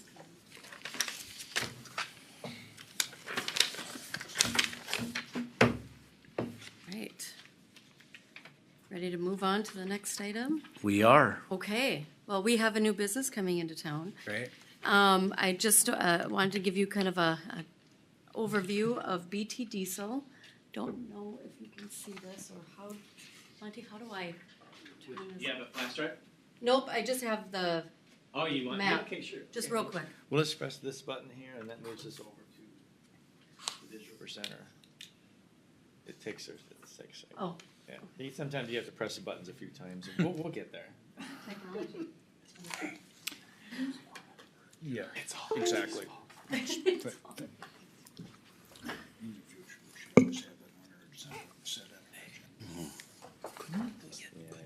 You it's, gotta shut it off. Like on the recognize. There we go. It's waking oh, up. okay. It's waking up. No need A to little have them set. temperamental this morning? No. Okay. Awesome. How's that? That is perfect. Can you guys see that okay? Yep. Yep, that's perfect. All right. I'm gonna just turn the light on too. That's even brighter. Actually, it makes it worse. There you go. That's better. We'll just leave it like that. All right. So, good morning. I just wanted to give you a little bit of background on BT Diesel. They're a new business that's moving into Benton County. Actually, they are an established business already in Morrison County and in Royalton. And they're basically purchasing a new facility here in Rice in Benton County. The property that they're looking at purchasing is located at 2189 125th Street Northwest in Rice, Minnesota, which is a facility. It's a site that already has a building, which is located right here. They also own this lot currently, but essentially the loan that we're gonna be presenting to you this morning includes both, because there's gonna be a little bit of a refinance for both of these properties. But anyways, I'm just gonna kind of give you an overview of BT Diesel. Bradley Thompson is the sole owner of that company. His wife Kim is here in the audience. She is the employee and bookkeeper of the business. They specialize in light-duty diesel repair and diagnostics. And they are currently operating their business in Royalton, as I mentioned, and they're looking at purchasing and expanding their property. They need more space. So they're looking at that property highlighted in blue to purchase to continue their operations. And as I mentioned, they own that lot adjacent to them as well. BT Diesel is requesting a $90,000 microloan from the county to purchase the property, to purchase machinery and equipment as well. The BEP Loan Committee, this happened to be a very quick turnaround with things that were happening over the last few months, but the BEP Loan Committee met on April 9th and made a recommendation after a thorough review of their loan application and their overall project and financials. They made a recommendation to the Benton County EDA to approve a $90,000 loan amortized over 25 years with a 5-year balloon payment and an interest rate of 5.5%. That recommendation included a second position collateral on the real estate, the equipment secured through mortgage and guarantees. The job, so the policy and the program, as you're well aware with the microloan program, we require job creation or job retention as part of that approval process. And the requirement for a loan to be considered under this program is that they need to create one full-time job per $20,000 of borrowed funds or retain that one job. In circumstances where funds are used for energy efficiency, productivity improvements, job retention may be considered. So that is the situation in this case with the productivity improvements. The applicant is proposing to retain 2 full-time employees and plans to create 3 full-time equivalent jobs over the next 3 quarters, averaging somewhere between $20 and $25 an hour. As I mentioned, the overall scope of the project includes the purchase of the equipment, of course, and the purchase of the real estate. The total microloan request exceeds the job creation and retention requirements of the program and the policy. And then, for the record, according to the policy, a financial institution must be involved in the project. The primary lender is Pine and Country Bank. The total project cost is $635,053. The total bank participation on this project totaled $443,053. The owner equity, $60. County microloan request of $90. And then we are also partnering with the Initiative Foundation on a $42,000 microloan with that organization as well to close that gap. Okay. With this, the county may provide up to 35% of the total project cost, up to a maximum of $150,000. The $150,000 triggers public hearing requirements and all that stuff. But nonetheless, the request that BT Diesel has brought to us, or to the county board and the EDA, of $90,000 represents about 14% of the total project cost and is under that maximum threshold allowed by policy. The applicant also understands that county's policy requires full collateral coverage, personal guarantees, and life insurance on the policies and for the principals on the loan. So with that, the action that we're requesting is to approve by motion a resolution in your packet for a $90,000 microloan for BT Diesel Performance and Repair. 25-year AM, 5-year balloon payment, 5.5% interest, and authorize the execution of the loan documents by the county administrator and myself. I just want to note a couple things. So because of the tight timeline, the EDA Finance Committee reviewed the request on April 9th and put the loan documents together pretty much right away for the attorney to review. The attorney actually reviewed those loan documents, sent me the revisions last night. So there are very minor revisions in the loan documents that I drafted for you, and those are available electronically. I don't know if the commissioners had a chance to receive the updated versions. Very minor changes. I just wanted to note that we are going to add an environmental indemnification agreement to it because we are recording a mortgage on the real estate. We want to make sure that the county is protected against any environmental issues that may be or potentially found on the property. It is not an environmental review. Okay. It's just an environmental indemnification for the county. So that protects the county from any issues arising from contaminants found on that site, okay? The other thing is the corporate guarantee. We don't need a corporate guarantee because the guarantor is also the applicant, so we don't need that. So I updated the loan documents to reflect those changes, and you'll see just very minor changes throughout the document that I drafted for the attorney. And those should be redlined for you if you've seen them. So I would like to invite Kim up here if you have any questions for Kim or if she'd want to say a few words. We really do appreciate your business and the county. You know, if you wanted to say a few things or appreciation. Brad grew up in Rice. He's lived here his entire life, and Rice is home to us. So we would like to bring our business back to Rice. Awesome. Welcome to Benton County. Welcome to Benton. Thank you. Well, not officially. Now, but- right, I mean, the Thompsons have a long history of business in Benton Yeah. County. Yeah. I grew up in that area, and I think they've been around longer than I have. Longer That's than the saying something. Pops? Yeah. Wow. Thompson's been around a long time. I have one question Yeah. between you and Amanda. The lot that you got circled in green, that's your lot. We bought that last spring, Right. And- intending to build on it. What about the lot in front of there? I went by and I see they got that cleaned up too. Bursky's bought that. Okay, okay. All right, I thought that whole thing was gonna be yours when I drove by. I wish. Amanda, is that the old Permachink building? Nope. It's right next to it. Okay. Mark's Carburetor was in there. Oh, okay. And then the Rice auction. Auction, yeah. we were Okay. doing some auctions over there. You know, it's probably a building that need to be moved because I think both entities have either retired or moved on. Yeah, Yep. Well, good. good deal. All right. Thank you. Good to see Thank this. you. Thank you for Yep. showing up. Yep. Okay, what are the wishes of the board? Mr. Chair, I'll make a motion that the Benton Economic Development, I can't, Get the glasses on. that we approve the microloan for $90,000 to BT Diesel with the 5.5% interest rate and amortizations over 5 years with a balloon payout. I will add that the loan committee really worked on the interest rate because we're in the business to attract business in Benton County.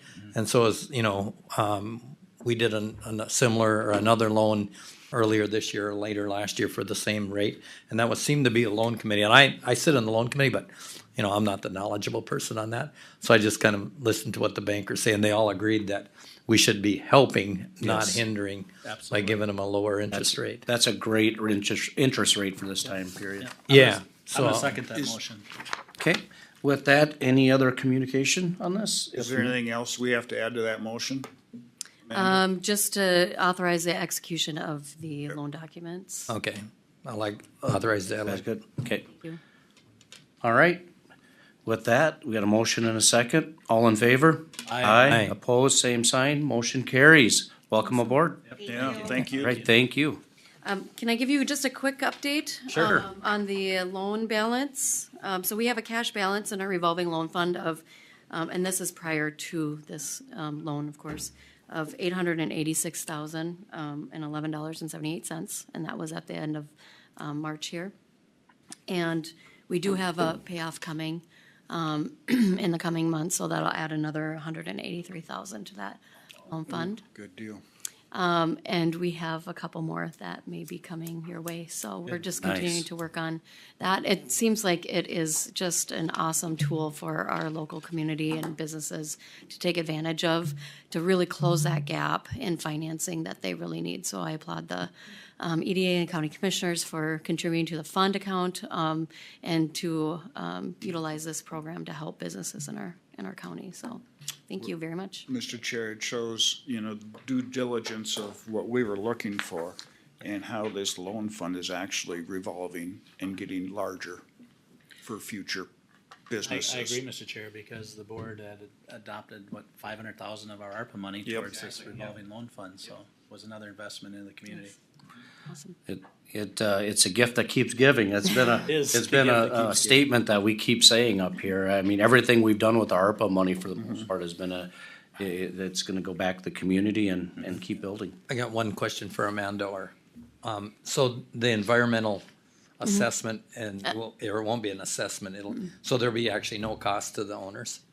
The indemnification, no, it's an agreement between the 'Cause if owners you did and the an county. environmental assessment, No, that'd no, be no, there is no environmental assessment. It's an indemnification so that it protects the county if there's ever any found contaminants on the site, because we're recording a mortgage Okay. behind the primary lender. Yeah. So it's just, it protects the county in the event that contamination is found on the site, whether it's prior to or during the purchase of the property, so. But very minimal, I mean, we actually, to draft the loan documents, we had, our attorney put together some draft, templates. So it actually saves a lot of cost for the applicant as we're moving forward with these loans. So it's really just the review of those loan docs, so it's very minimal, George. Okay.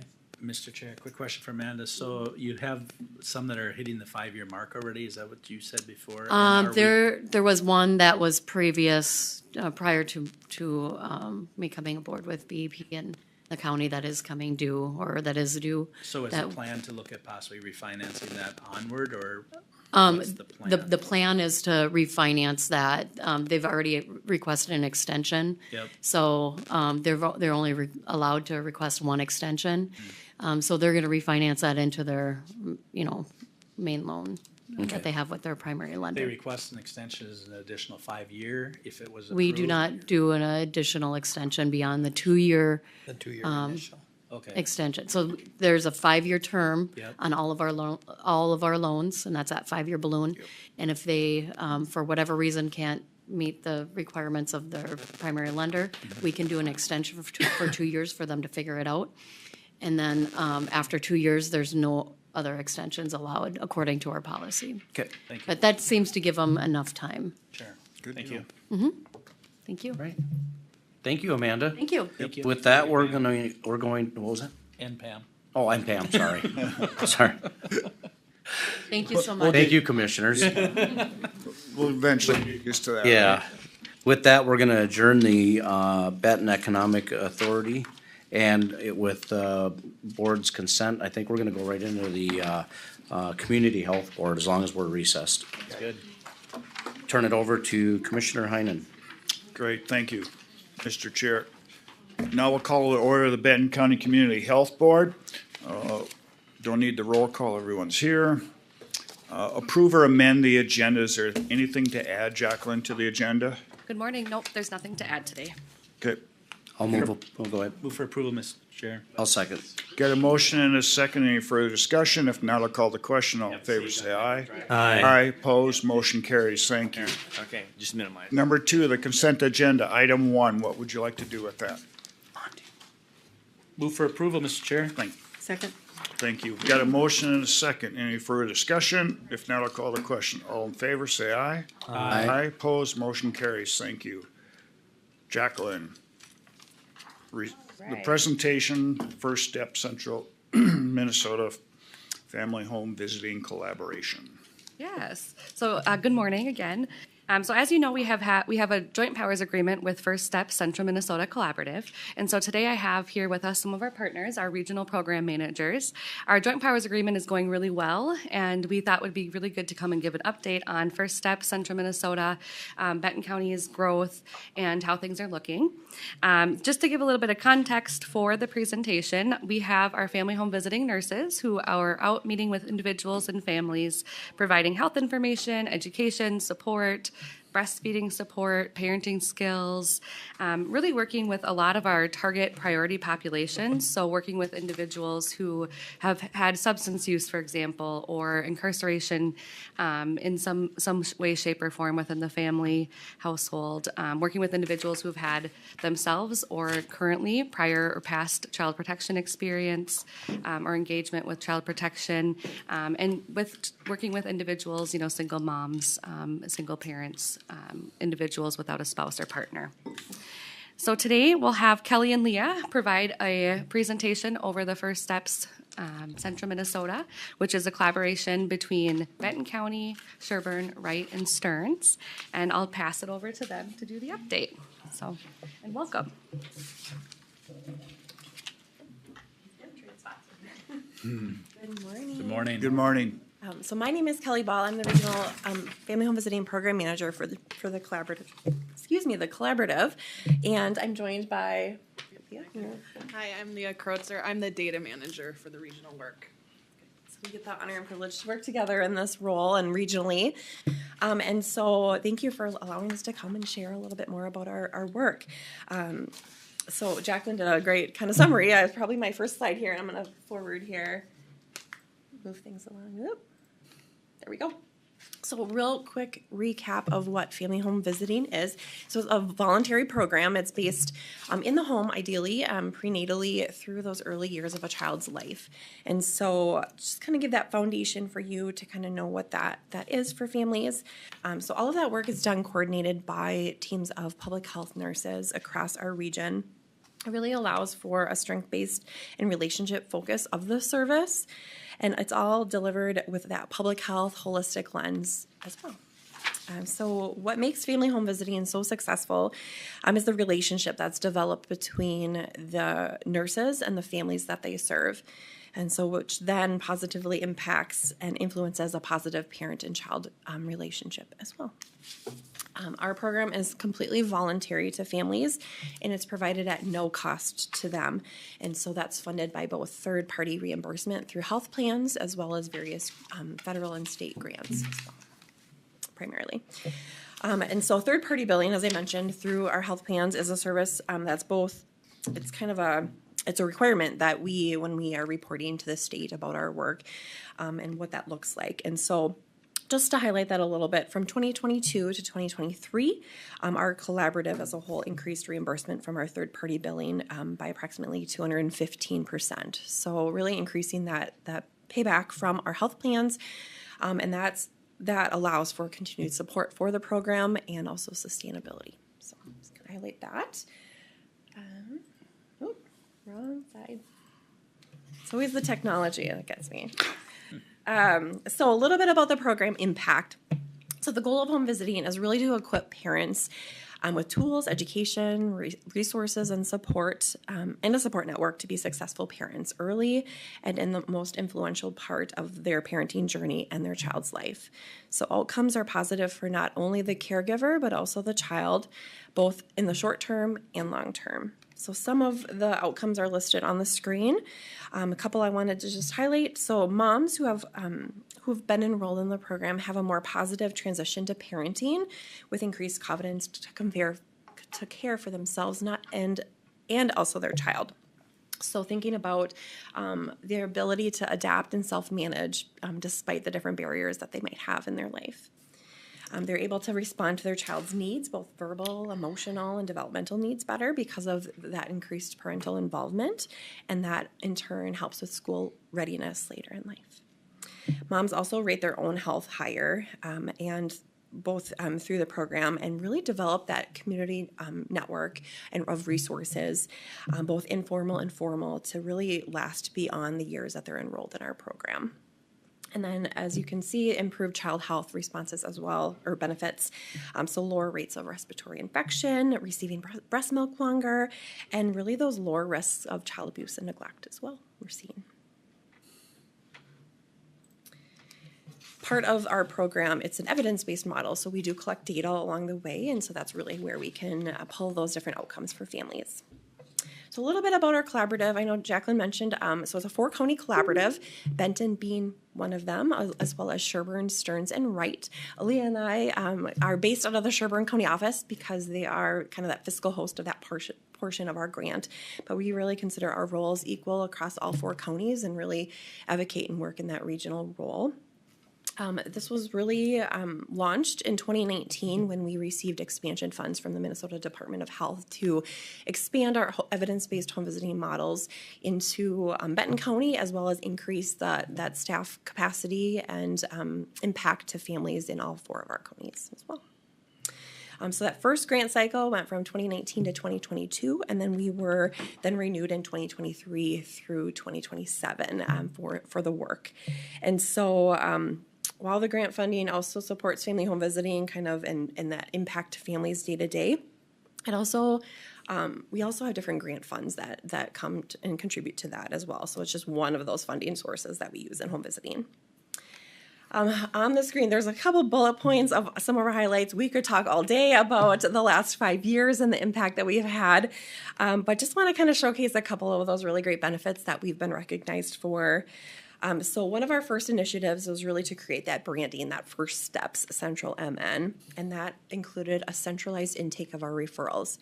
The thought behind this was really in order to expand our program, we needed to make it easier for accessing our home visiting services. And so a lot of that feedback came from our community partners and saying, it gets confusing. That southeast side of St. Cloud, families can move across the street and not realize they jump county lines. And so really trying to make it continue that conversation for families and relationship if they do move across county lines, and really work together so what they're experiencing in one of our counties, they're also getting that same service in all 4 of them. So with that, we have a lot of branded materials. I believe Jacqueline included our community partner newsletter in the packet.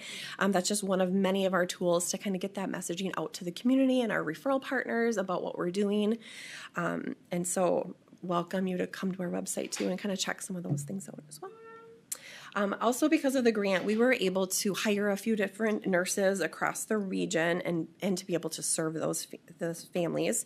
I mentioned that families move across county lines, as we all know, and that's a really huge benefit to our collaborative. I feel like that's maybe an overlooked sometimes aspect to that. When we're talking about our home visiting program is all about relationships, and maybe a nurse is working with a family, have that established relationship, and they move across county lines. Before this grant, they had to redevelop that relationship with that new nurse, and now they're able to really continue that service. And so one of our past models really mentioned that about half of families would fall off of services if they had to switch nurses. So it really speaks to that continuity of care and being able to continue that relationship long-term for families so we can see those positive outcomes. There's also different layers within this to supporting staff through the programming. Every other month we have community of practices where our nurses are able to come together and do a lot of shared learning. We talk a lot about standardization of our work, being able to just learn from each other along the way. And then we also prioritize continuous quality improvement to make sure what we're doing, really having data drive the work and help with our decision-making, programmatic changes, and evaluation. So I will say, I think Leah would attest, there was no how-to guide when we first started in this collaborative work. We're proud to say that we've been recognized not only from Minnesota, but also on a national level for our innovative approach and continuous quality improvement, collaboration, and expansion of services. So with that, I'll hand it over to Leah to show you some of our data. Oh, just doing that. Yep, perfect. All right, data, fun. Maybe not for everyone, but it is my passion, so I'm happy to be up here to present some of the recent 2022 to 2023 findings on what we've we've accomplished in that last year. So as Kelly mentioned, our centralized intake was one of our biggest undertakings and also one of our biggest successes, and that launched January 2020. Since then, we've had over 3,000 referrals go through that into our centralized intake and then out to the individual teams, the county teams, and we've had 6% growth from the previous year, which we anticipate to continue. We're seeing that in this first quarter also. So yep, like she mentioned, we utilize this data along with other reports for monthly, quarterly, and annual review for our data-driven decision-making through our outreach teams who would use the referral information to target other referral partners and sources, our directors, supervisors who keep a tab on all the work that's being done, and then we also look at it both collaboratively and individual county data. This one is just a breakdown of our community partners. I like to highlight that our top 5 sources contribute 50% of our referrals through our region, with 103 different entities over the past 4 years.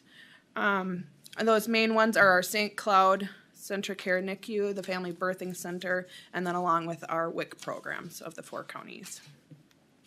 And as we talk about referrals, then we move into caseloads, so those referrals translating to the families we serve. I'd just love to highlight here that we served 74 more families this last year from the previous, with Benton's actual caseload growth of 164% over that year, and we're there maintaining a 6% growth month to month. We anticipate this continuing as our partnerships continue to develop, and I'd also like to highlight here that, as Kelly had mentioned, that cross-county continuity, we are serving 18 families on average, 18 to 20 each month through nurses crossing those lines. I think it's a really important piece to highlight here for Benton, as it is a smaller capacity with 2 nurses here that do the family home visiting, and while there's times that nurses have to be out or have other obligations come up, both personally, Sherburne was actually able to step in when they were down a nurse and cover part of the caseload and the referral process for them. More fun data. So we also do an annual survey with our families so that we can get their input in addition to utilizing our nurses' feedback and our the data that we get from serving the families. So this is done in the fall. We had 86 families across our region reply, and these are very high remarks on how they feel the home visiting is going for them.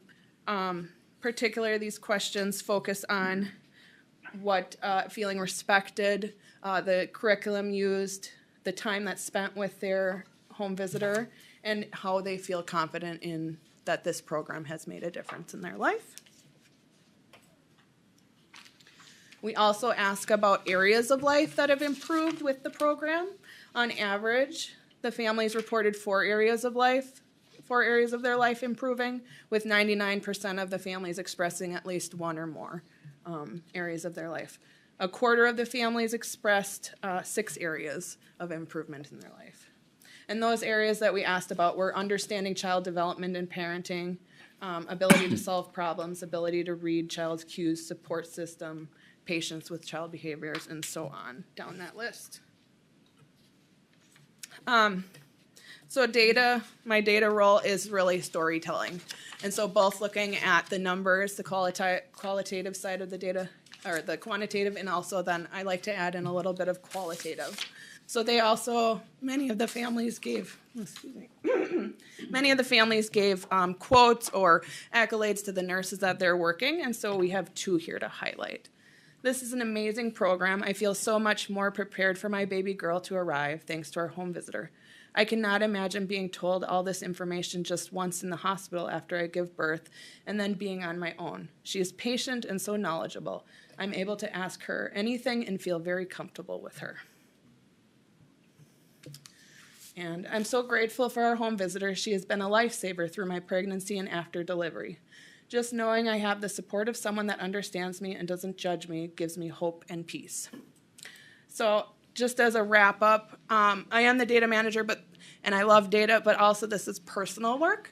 I'm a mom. I'm a mom to 5, and 3 of my kiddos are adopted, which means they didn't have the start of life and development that we're hoping that this program brings to the other families. That connection and attachment are so important and will change generations if we get this work right. My family is living proof of what that looks like when it's not, when that's not there. We have the gamut. 2 kiddos are very severe in attachment disorders, and 1 kiddo is just thriving. So we like to highlight it as part of the base of this program, that it's real work and really does change lives for families. And that's it. So. Thank you for what you guys do and personally. Yes, thank you. Yep. I want to thank you guys about the collaboration between all the counties, because we have that issue, you know, South St. Cloud with 3 counties right there. It's great that we have collaboration between all the counties. There needs to be a better job, of course, in different areas for collaboration on each side. Mr. Chair, maybe a question for Jacqueline or Kelly, or, if you could share with us just a brief overview of the agreement. I mean, you've got public nurses in each county, correct? And so they're employees of that county. But how about like for you two, or how many other employees are involved here? And are you then Sherburne County employees that are providing this service to the full 4 county area? Does that question make sense? Yep. Sure,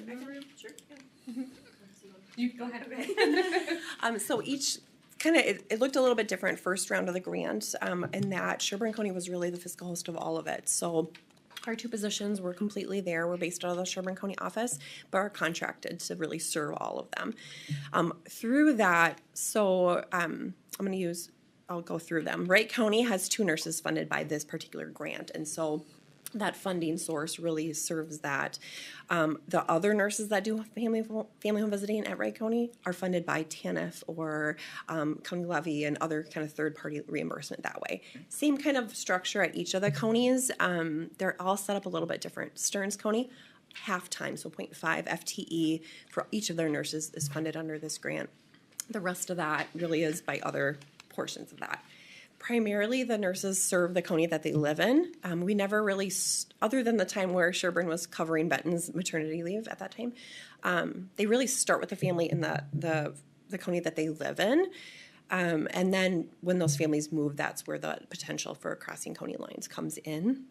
The only kind of exception to that is, and we haven't quite gotten there, but I anticipate it's happening any time now, is that when capacity is full, our caseloads are full, and one of our counties is able to have some capacity to cross county and start off with a family that way. We just haven't gotten to that point quite yet. So does that make sense? So that would be your job as a Sherburne County employee, being the fiscal host, is you're gonna be responsible to track that, yeah. If Sherburne needs to come into Benton or vice versa. Yep. To make sure that the funding all is. Yeah, so each of the counties has their own funding. That's the new structure of this second round of grant funding. Yep. Each of them contribute funds to cover our positions because we're completely grant funded, and part of that agreement is that we work with all 4 counties. And we're just really good at playing in the sandbox together and knowing that when one of us does better, we all do better. Awesome. When some of our families do, we all do. One last question, total grant dollars for the 4 counties, do you know that off the top of your head? Let's see. I know ours. Roughly? Yep. Roughly? I wouldn't know roughly. Could we send it to you? Sure, I can get that's it to fine. you. That would be, yeah, just an something easy I'm thing for us to interested pull. We get around, for Strong Foundations, around 206,000. Okay. We did just put in an application submitted, actually just this morning, which Leah and Kelly worked on for us primarily. Their support is just exceptional. We cannot thank them enough. Having the added capacity for Benton County is great. So that grant application we submitted to get that additional funding through Strong Foundations because of our caseload growth of 164% over the last year. Our nurses, the program, our case aid support, our regional managers have done a lot of work in getting individuals and families engaged in the program again, and really seeing a lot of success with that. But yes, absolutely. We'll get you those numbers. We can pull that. And like they said, here we braid the funding also. So we've got MCH, TANF, our local public health grant, Foundation of Public Health Responsibilities, and Strong Foundations funding that all goes into supporting the work of our nurses. So. Yeah. Commissioner Gabinski? Mr. Chair, a couple quick questions. When Sherburne County came over to help during our maternity leave, is there funds that get transferred or? As far as how that works with the families that we're serving, well, one of the big pieces or components of that, the nice part about that is that we never lost service to our families in our presentations. we were able to continue that service. For funding, I believe we did pay for interpreter services. I believe the programmatic pieces of that all came back out of our grant. Trying to think. Yeah, the non-billable services, those pieces of it. Yep. But then other than that, I think the travel time, mileage, I'm trying to think, those probably came out of our grant as well, so, yeah. Okay, and then as long as we got Sherburne County here, do you guys work remotely or? Yeah. Do you, okay, you Yes, do work, they okay. do. Our, Okay. yep, each county kind of looks a little bit different for They that, do. I would say. Okay. All right. And Great. post-COVID is different than. Yeah. Prior to COVID, we were probably in each office once a week.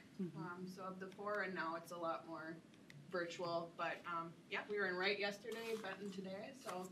Okay. I think Sherburne later this week. So yeah, we do make our rounds.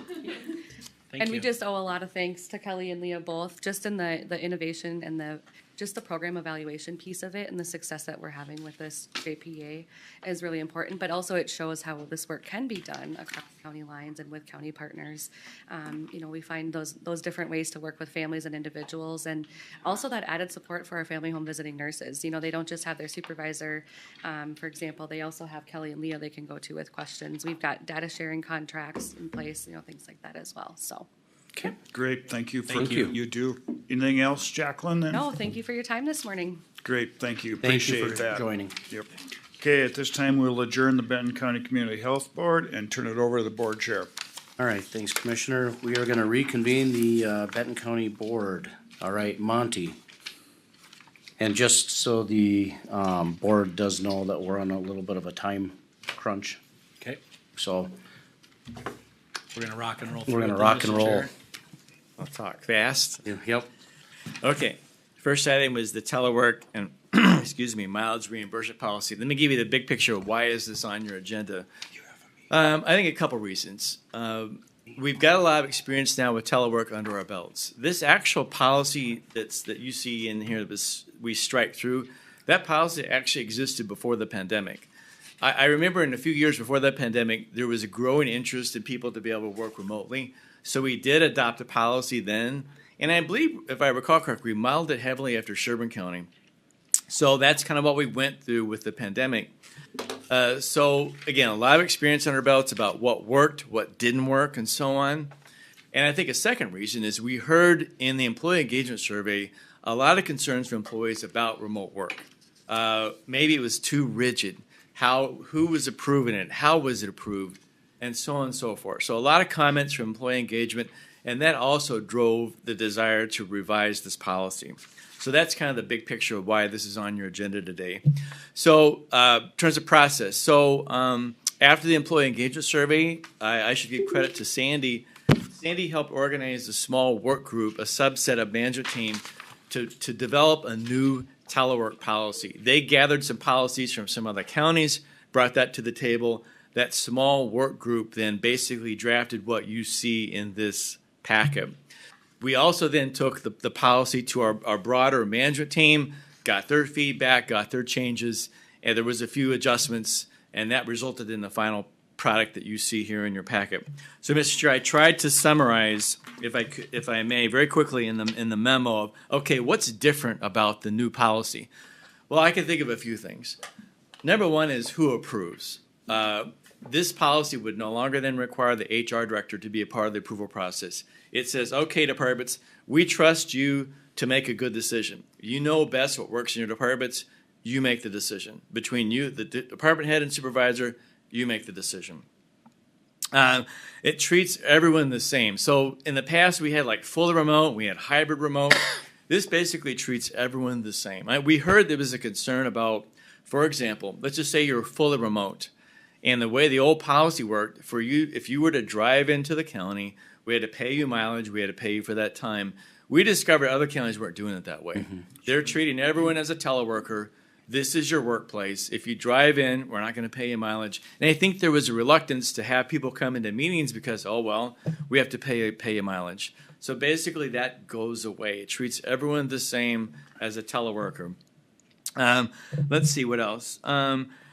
Another thing that back to that concept of flexibility is I think the old policy was flexible to some extent But this makes that more abundantly clear, and here's an example. There was some concern from the engagement survey about people being limited to how many days during a 2-week period they could telework. And I think in human services, the practices there was like 2 or 3 days. And people said, well, why can't it be more? Why can't it be more? This policy makes that clear. It could be. It's still a department head decision, but it could be more than 2 or 3 days. Also, folks said, hey, you know, okay, my telework day is like Monday, Tuesday, but let's just say school is closed because of bad weather or daycare is closed. Can I change my telework day to adjust for unforeseen events? This policy makes it clear that yes, you can. Again, department head discretion, but it makes it clear that you can adjust your telework day based upon those unforeseen circumstances. So let's see, what else? The one bullet point that I wanted to point out is it's the last one on your memo about the old policy said you had to live within 30 miles of your client base. This changes it to you got to live within 50 miles of the county, and that was the consensus of management team. There was also, as you may have seen in the policy, a department head can waive that requirement. So you may live farther away, but if you can get yourself here for a meeting, if you can, respond as necessary, a department head could waive that in certain circumstances. So that's a fairly substantial change. There's one thing though, you got to live in the state. We learned during the pandemic, and this is an issue for some border counties, is that if you have someone that lives and works full-time in another state, you've got to abide by that state's labor laws. And you've got to buy separate work comp coverage for them because MCAT doesn't apply. So you got to live in this state. And I think everyone was okay with that. Okay. We gave you a substitute page, Mr. Chair. This came out of the management team discussion last week. And it is a change from what was originally in your packet. And you can see the underlined in red, that will be changed. Good. So as originally drafted, the policy said you had to have satisfactory performance evaluations 2 consecutive years prior to being considered for telework. So here was the concern. Let's just say you have someone that's a teleworker, remote worker, and they have an unfavorable performance evaluation. Does that mean that they're prohibited then for 2 years from ever working remotely? No. So people thought, that's probably a little too harsh. So we came up with this as a compromise. Performance is still relevant, but it isn't strictly tied to the performance evaluation, and it doesn't then rule you out for 2 years. So again, this is the compromise that we discussed in manager team, and everyone seemed to be happy with that. So, Mr. Chair, those are the highlight changes I want to make for you. I'm happy to answer any questions. Thank you for doing this too. And one of the keys to me, which was just caught in my throat the whole time, was paying people to come to work. Right. That to me that needed to be taken care of. Yep, I'm So, glad it was. and it does give flexibility to the department heads to make sure their staff is, feels like they're getting what they need to do their job, because some people can work from home, It puts a lot more onus on the department heads and the employee to make sure they're managing this. Correct, Mr. Chair, I agree with that. It should have been done that way a long time ago because the department heads know what And it their people do. unmuddies the water, keeping HR. Yeah, out of it. Yep. exactly. All righty. And then the second thing in your packet Do we need to is- make any motion on this? Well, let's maybe just take them together if we could. The last one is the mileage reimbursement change. And that's, it's about the next to the last page in your packet. And so here's why this is here. I'll give you a perfect example. Let's just say I drive into work today, and I drive home. And then at night, I drive to the St. George Township Hall for a township meeting. Well, the way the current policy was working, I had to deduct my commute portion for that trip from my house to St. George Town Hall. And I guess we don't have to do that. And I think people thought, well, that doesn't really seem fair. I mean, you've already driven to work that day. You drove in, you drove home, and now you got to go to another meeting. Why would you have to deduct your commute portion? So that's really the fix here for that issue. And we heard a lot too in human services where someone maybe they've got to respond to some issue at night. In other words, let's just say it's a social worker, there's a child protection issue. You know, they came into work that day, you know, but that night they've got to go to a home and they've got to remove a kid. Do they have to deduct their commute portion? No. For that? It doesn't seem fair, right? So that's the issue. That's the fix there on that one, right? I'm glad you're doing that too, because people shouldn't have to have money coming out of their own pocket to go do their job. Right. I should point out though, if you drive, let's just say that second trip for the day brought you here, you still got to deduct your commute portion, because anytime you come to work, no matter how many times you come to your normal workplace, you've got to deduct the commute portion. It's when you go to some other work site. It's when you go to some other work site. So I'm really struggling with that one, because if child protection has to meet somebody at the county to drop off that to me, here's the thing, is not right. Okay, could we reimburse them for that? Yes, we could. It creates a taxable event, and we've always tried to avoid creating a taxable event. If you commute, if it's for your commuting, we got to tax you on that, and that's what we've always tried to avoid. Again, the issue mostly was, Commissioner Gabinski, was someone having to go to some other site, off-site, you know, a home, town hall, wherever that may be. It wasn't so much here, right? Yeah. I can live with it, but I still don't agree. If they gotta come back to work, I don't care. If they work 8 to 5 and they go home, they have to be back here at 8 o'clock, they should get compensated for that drive. I agree. Here. Right.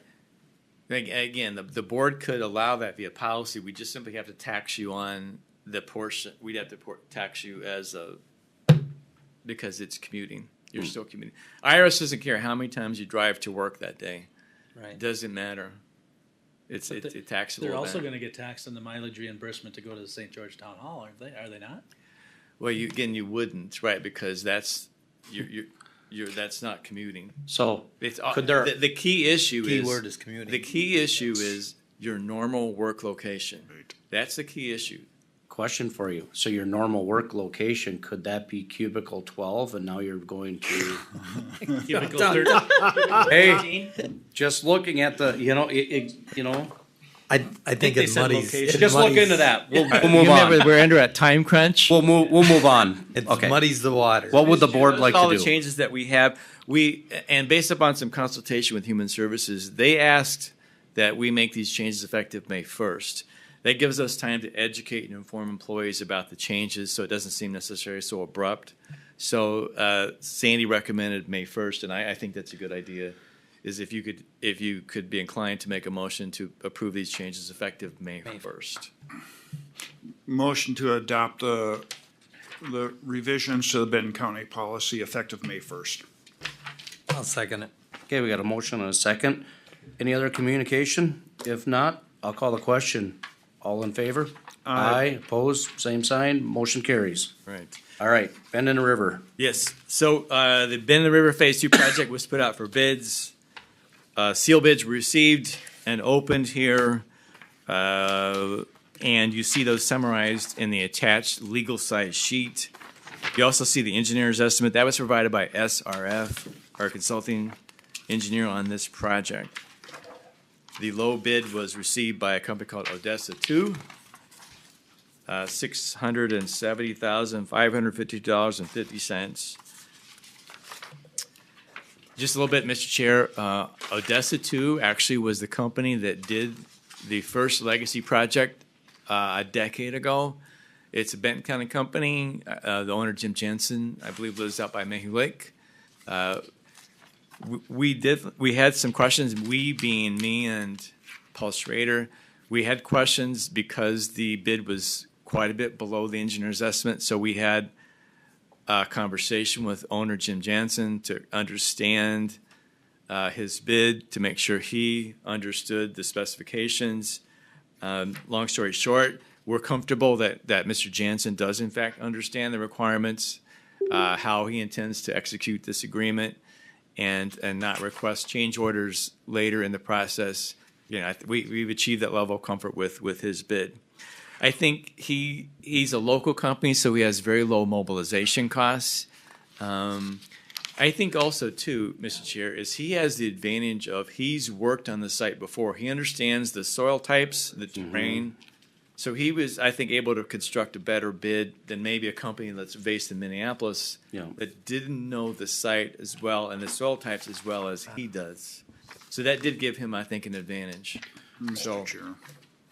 I like we're using a local company. I'm still struggling with the low bid, that's all. Well- But I'm glad, Monty, that you explained that to us and reached out to them to make sure they understood the It contract. still seems to me, a little unrealistic because both J.R. Fritchie and Rice companies know exactly what they're dealing with up there. And to be, I mean, is it just a matter of fact that we've heard companies are looking for work? I don't know. Guess we're gonna find We're out. gonna find out, but I would assume there's some bonding involved here. Right, yeah, I mean, that'll be associated with the contract. Yeah. Sure. So I just wanted to stress this, today's action we're asking you is to award the bid, and then I will bring then a contract with all the fixins to you later, as soon as we get that done. We're starting to work on that now, the contract with Odessa Two. Mr. Chair, I'm gonna move to award the Bend in the River Phase Two improvements bid to Odessa Two for $670,552.50 and await the contract coming forth. I will second that. Okay, we got a motion and a second. Any other questions for Monty on this? If not, I'm gonna call the question. All in favor? Aye. Opposed, same sign. Motion carries. Okay, my last item, Mr. Chair, is I believe is discuss, kind of two things, the Human Services Director recruitment. It was the consensus of the Human Service Director Selection Committee to retain the services of David Drown Associates for this recruitment. As you know, we're using them for the HR Director recruitment. They've assigned Pat Melvin to this recruitment as well. You could see the quoted cost is $21,000. That's a discount from the normal $24,000 because there's some duplication with the HR Director recruitment. So, Mr. Chair, I am looking for motion or consensus that you are consenting and agreeing that we can go ahead and move ahead and work with DDA on the Human Services Director recruitment. I'll make that motion. Second. Okay, we got a motion and a second. Any other dialogue? I guess when I looked at it originally, I didn't check it out far enough to see that it comes with a 2-year guarantee, otherwise I would not be The same, interested. right, it's the same Yep. issue, right. Mr. Chair, I just want to note for the, you'll see the schedule is, we're kicking things off here today. Pat estimates potentially having a person on board, not till August or September. So that's a ways away. It's an extensive process, so Yep. it won't happen quickly. All right, thank you for that. Okay, we got a motion and a second. All in favor? Aye. Opposed, same sign. Motion carries. Lastly, Mr. Chair, I am looking for your consensus on the appropriate salary placement for our Human Services Director. The Human Services Deputy, I said Director. Human Services Deputy Director has been serving very admirably in the role of Director since our Director left in October. So I wanted to see if there was consensus to place the Deputy Director at the Director salary level retro back to October 18th and until such time as a new Director is hired. Mr. Chair, we've done this in other positions in the county. It should be done with this position. I couldn't too. agree more. And with that said, I'm gonna make that motion. Okay, you got a second? Second. Okay, we got a motion and a second. Well, actually, we just looking for consensus, right? Right. That's Okay. Whatever. Yep. We're in consensus. We're I'm good. We're in Yep. consensus then. Okay, Commissioner Schlangen? we're good, okay, Commissioner Schlangen? Yes. Okay. okay. Okay. All right, and then I think does anybody got any important meeting updates? If not, I we'll- do. Okay. I do. I just have one. So Monty and I and Chris went to the Capitol on Monday. Yep. Last Monday, thank you. And we met with Senator Howe, and he gave us some very valuable information to try to reach out to Senator Pappas to talk about our bonding issue. So we went down, and lo and behold, Matt Massman came around the corner and started talking to us. Hilgard, sorry, yeah. thank you. Yeah, both of them mixed up. My apologies. So then we got that information, so we went up to the Tundra because they're gonna be in session at 11 o'clock. We sent the note out. I'm sorry, Matt wrote the little note for us. And then it was sent to her in session. She came out of the session and actually had a 3 to 4 minute conversation about us and about the bonding. So that was very good. And then we met with other representatives. The only one I want to say is that we knocked on Representative Wolgamont's door, and he answered. And we had a very good conversation with Representative Wolgamont, and he actually signed on to the bill. Nice. With Great us. job, you guys. That's the short form. If I could do one very quick update too, I received a phone call from Representative Schultz last week. I did talk to Monty about this, about the sales tax exemption issue. Yeah. Long story short, my understanding, correct me if I'm wrong, Senator Putman's office denied to even carry it. So they said to contact your local senator, which we did, Weisenberg. So then also Isaac checked with me and said, do I need to carry this from the House? Long story short, he's carrying it from the House along with Representative O'Driscoll and Senator Howe. Nice. And I can confirm, it has been introduced because I was contacted by the Department of Revenue for an estimate so they can do the fiscal note for the legislature. So it's in the hopper. This is so weird. Why would somebody deny that when everyone gets? It's more about I policy. did not inquire, Rowan. The issue is politics. they said, please contact the senator who represents the Foley area and. Okay. we did, Yes. Yep. Good job. All right, with that, any other updates? Nothing that's. Committees of the whole? No. None. So, Mr. Chair, is Chris still with us? He is. Hey, Yep. Chris, you still out there? Yes. All right, so we need to reschedule the highway cow. Of course, we were gonna have that on Tuesday, then we went to the Capitol. We need to reschedule the highway cow. So there's actually 3 topics I'd like to suggest. Highway, I'd like to ask to invite Tessa to discuss the senior classification concept with you all.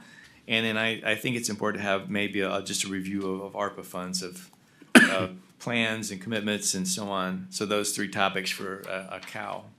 Okay. Chris, do you have a date that you in mind? Let's see, our next, what about the 30th? That's a Tuesday, same time as we normally have a board meeting?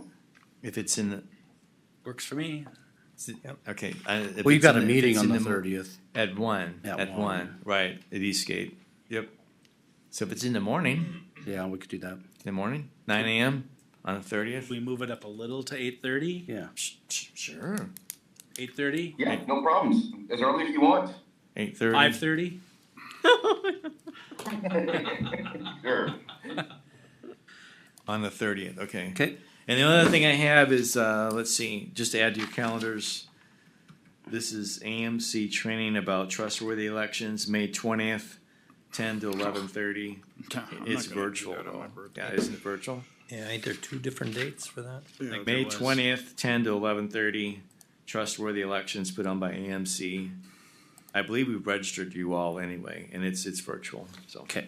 And that is all we have. Move to set the cow. Second. Got a motion to move, set the call. All in favor? Aye. Opposed, same side. Motion carries. Any other, stuff in front of the board today, Monty? No. Okay. That's it. We're good. With that, Adjourn. have a motion to adjourn. So moved. Second. We got a motion to adjourn and second at 11:00.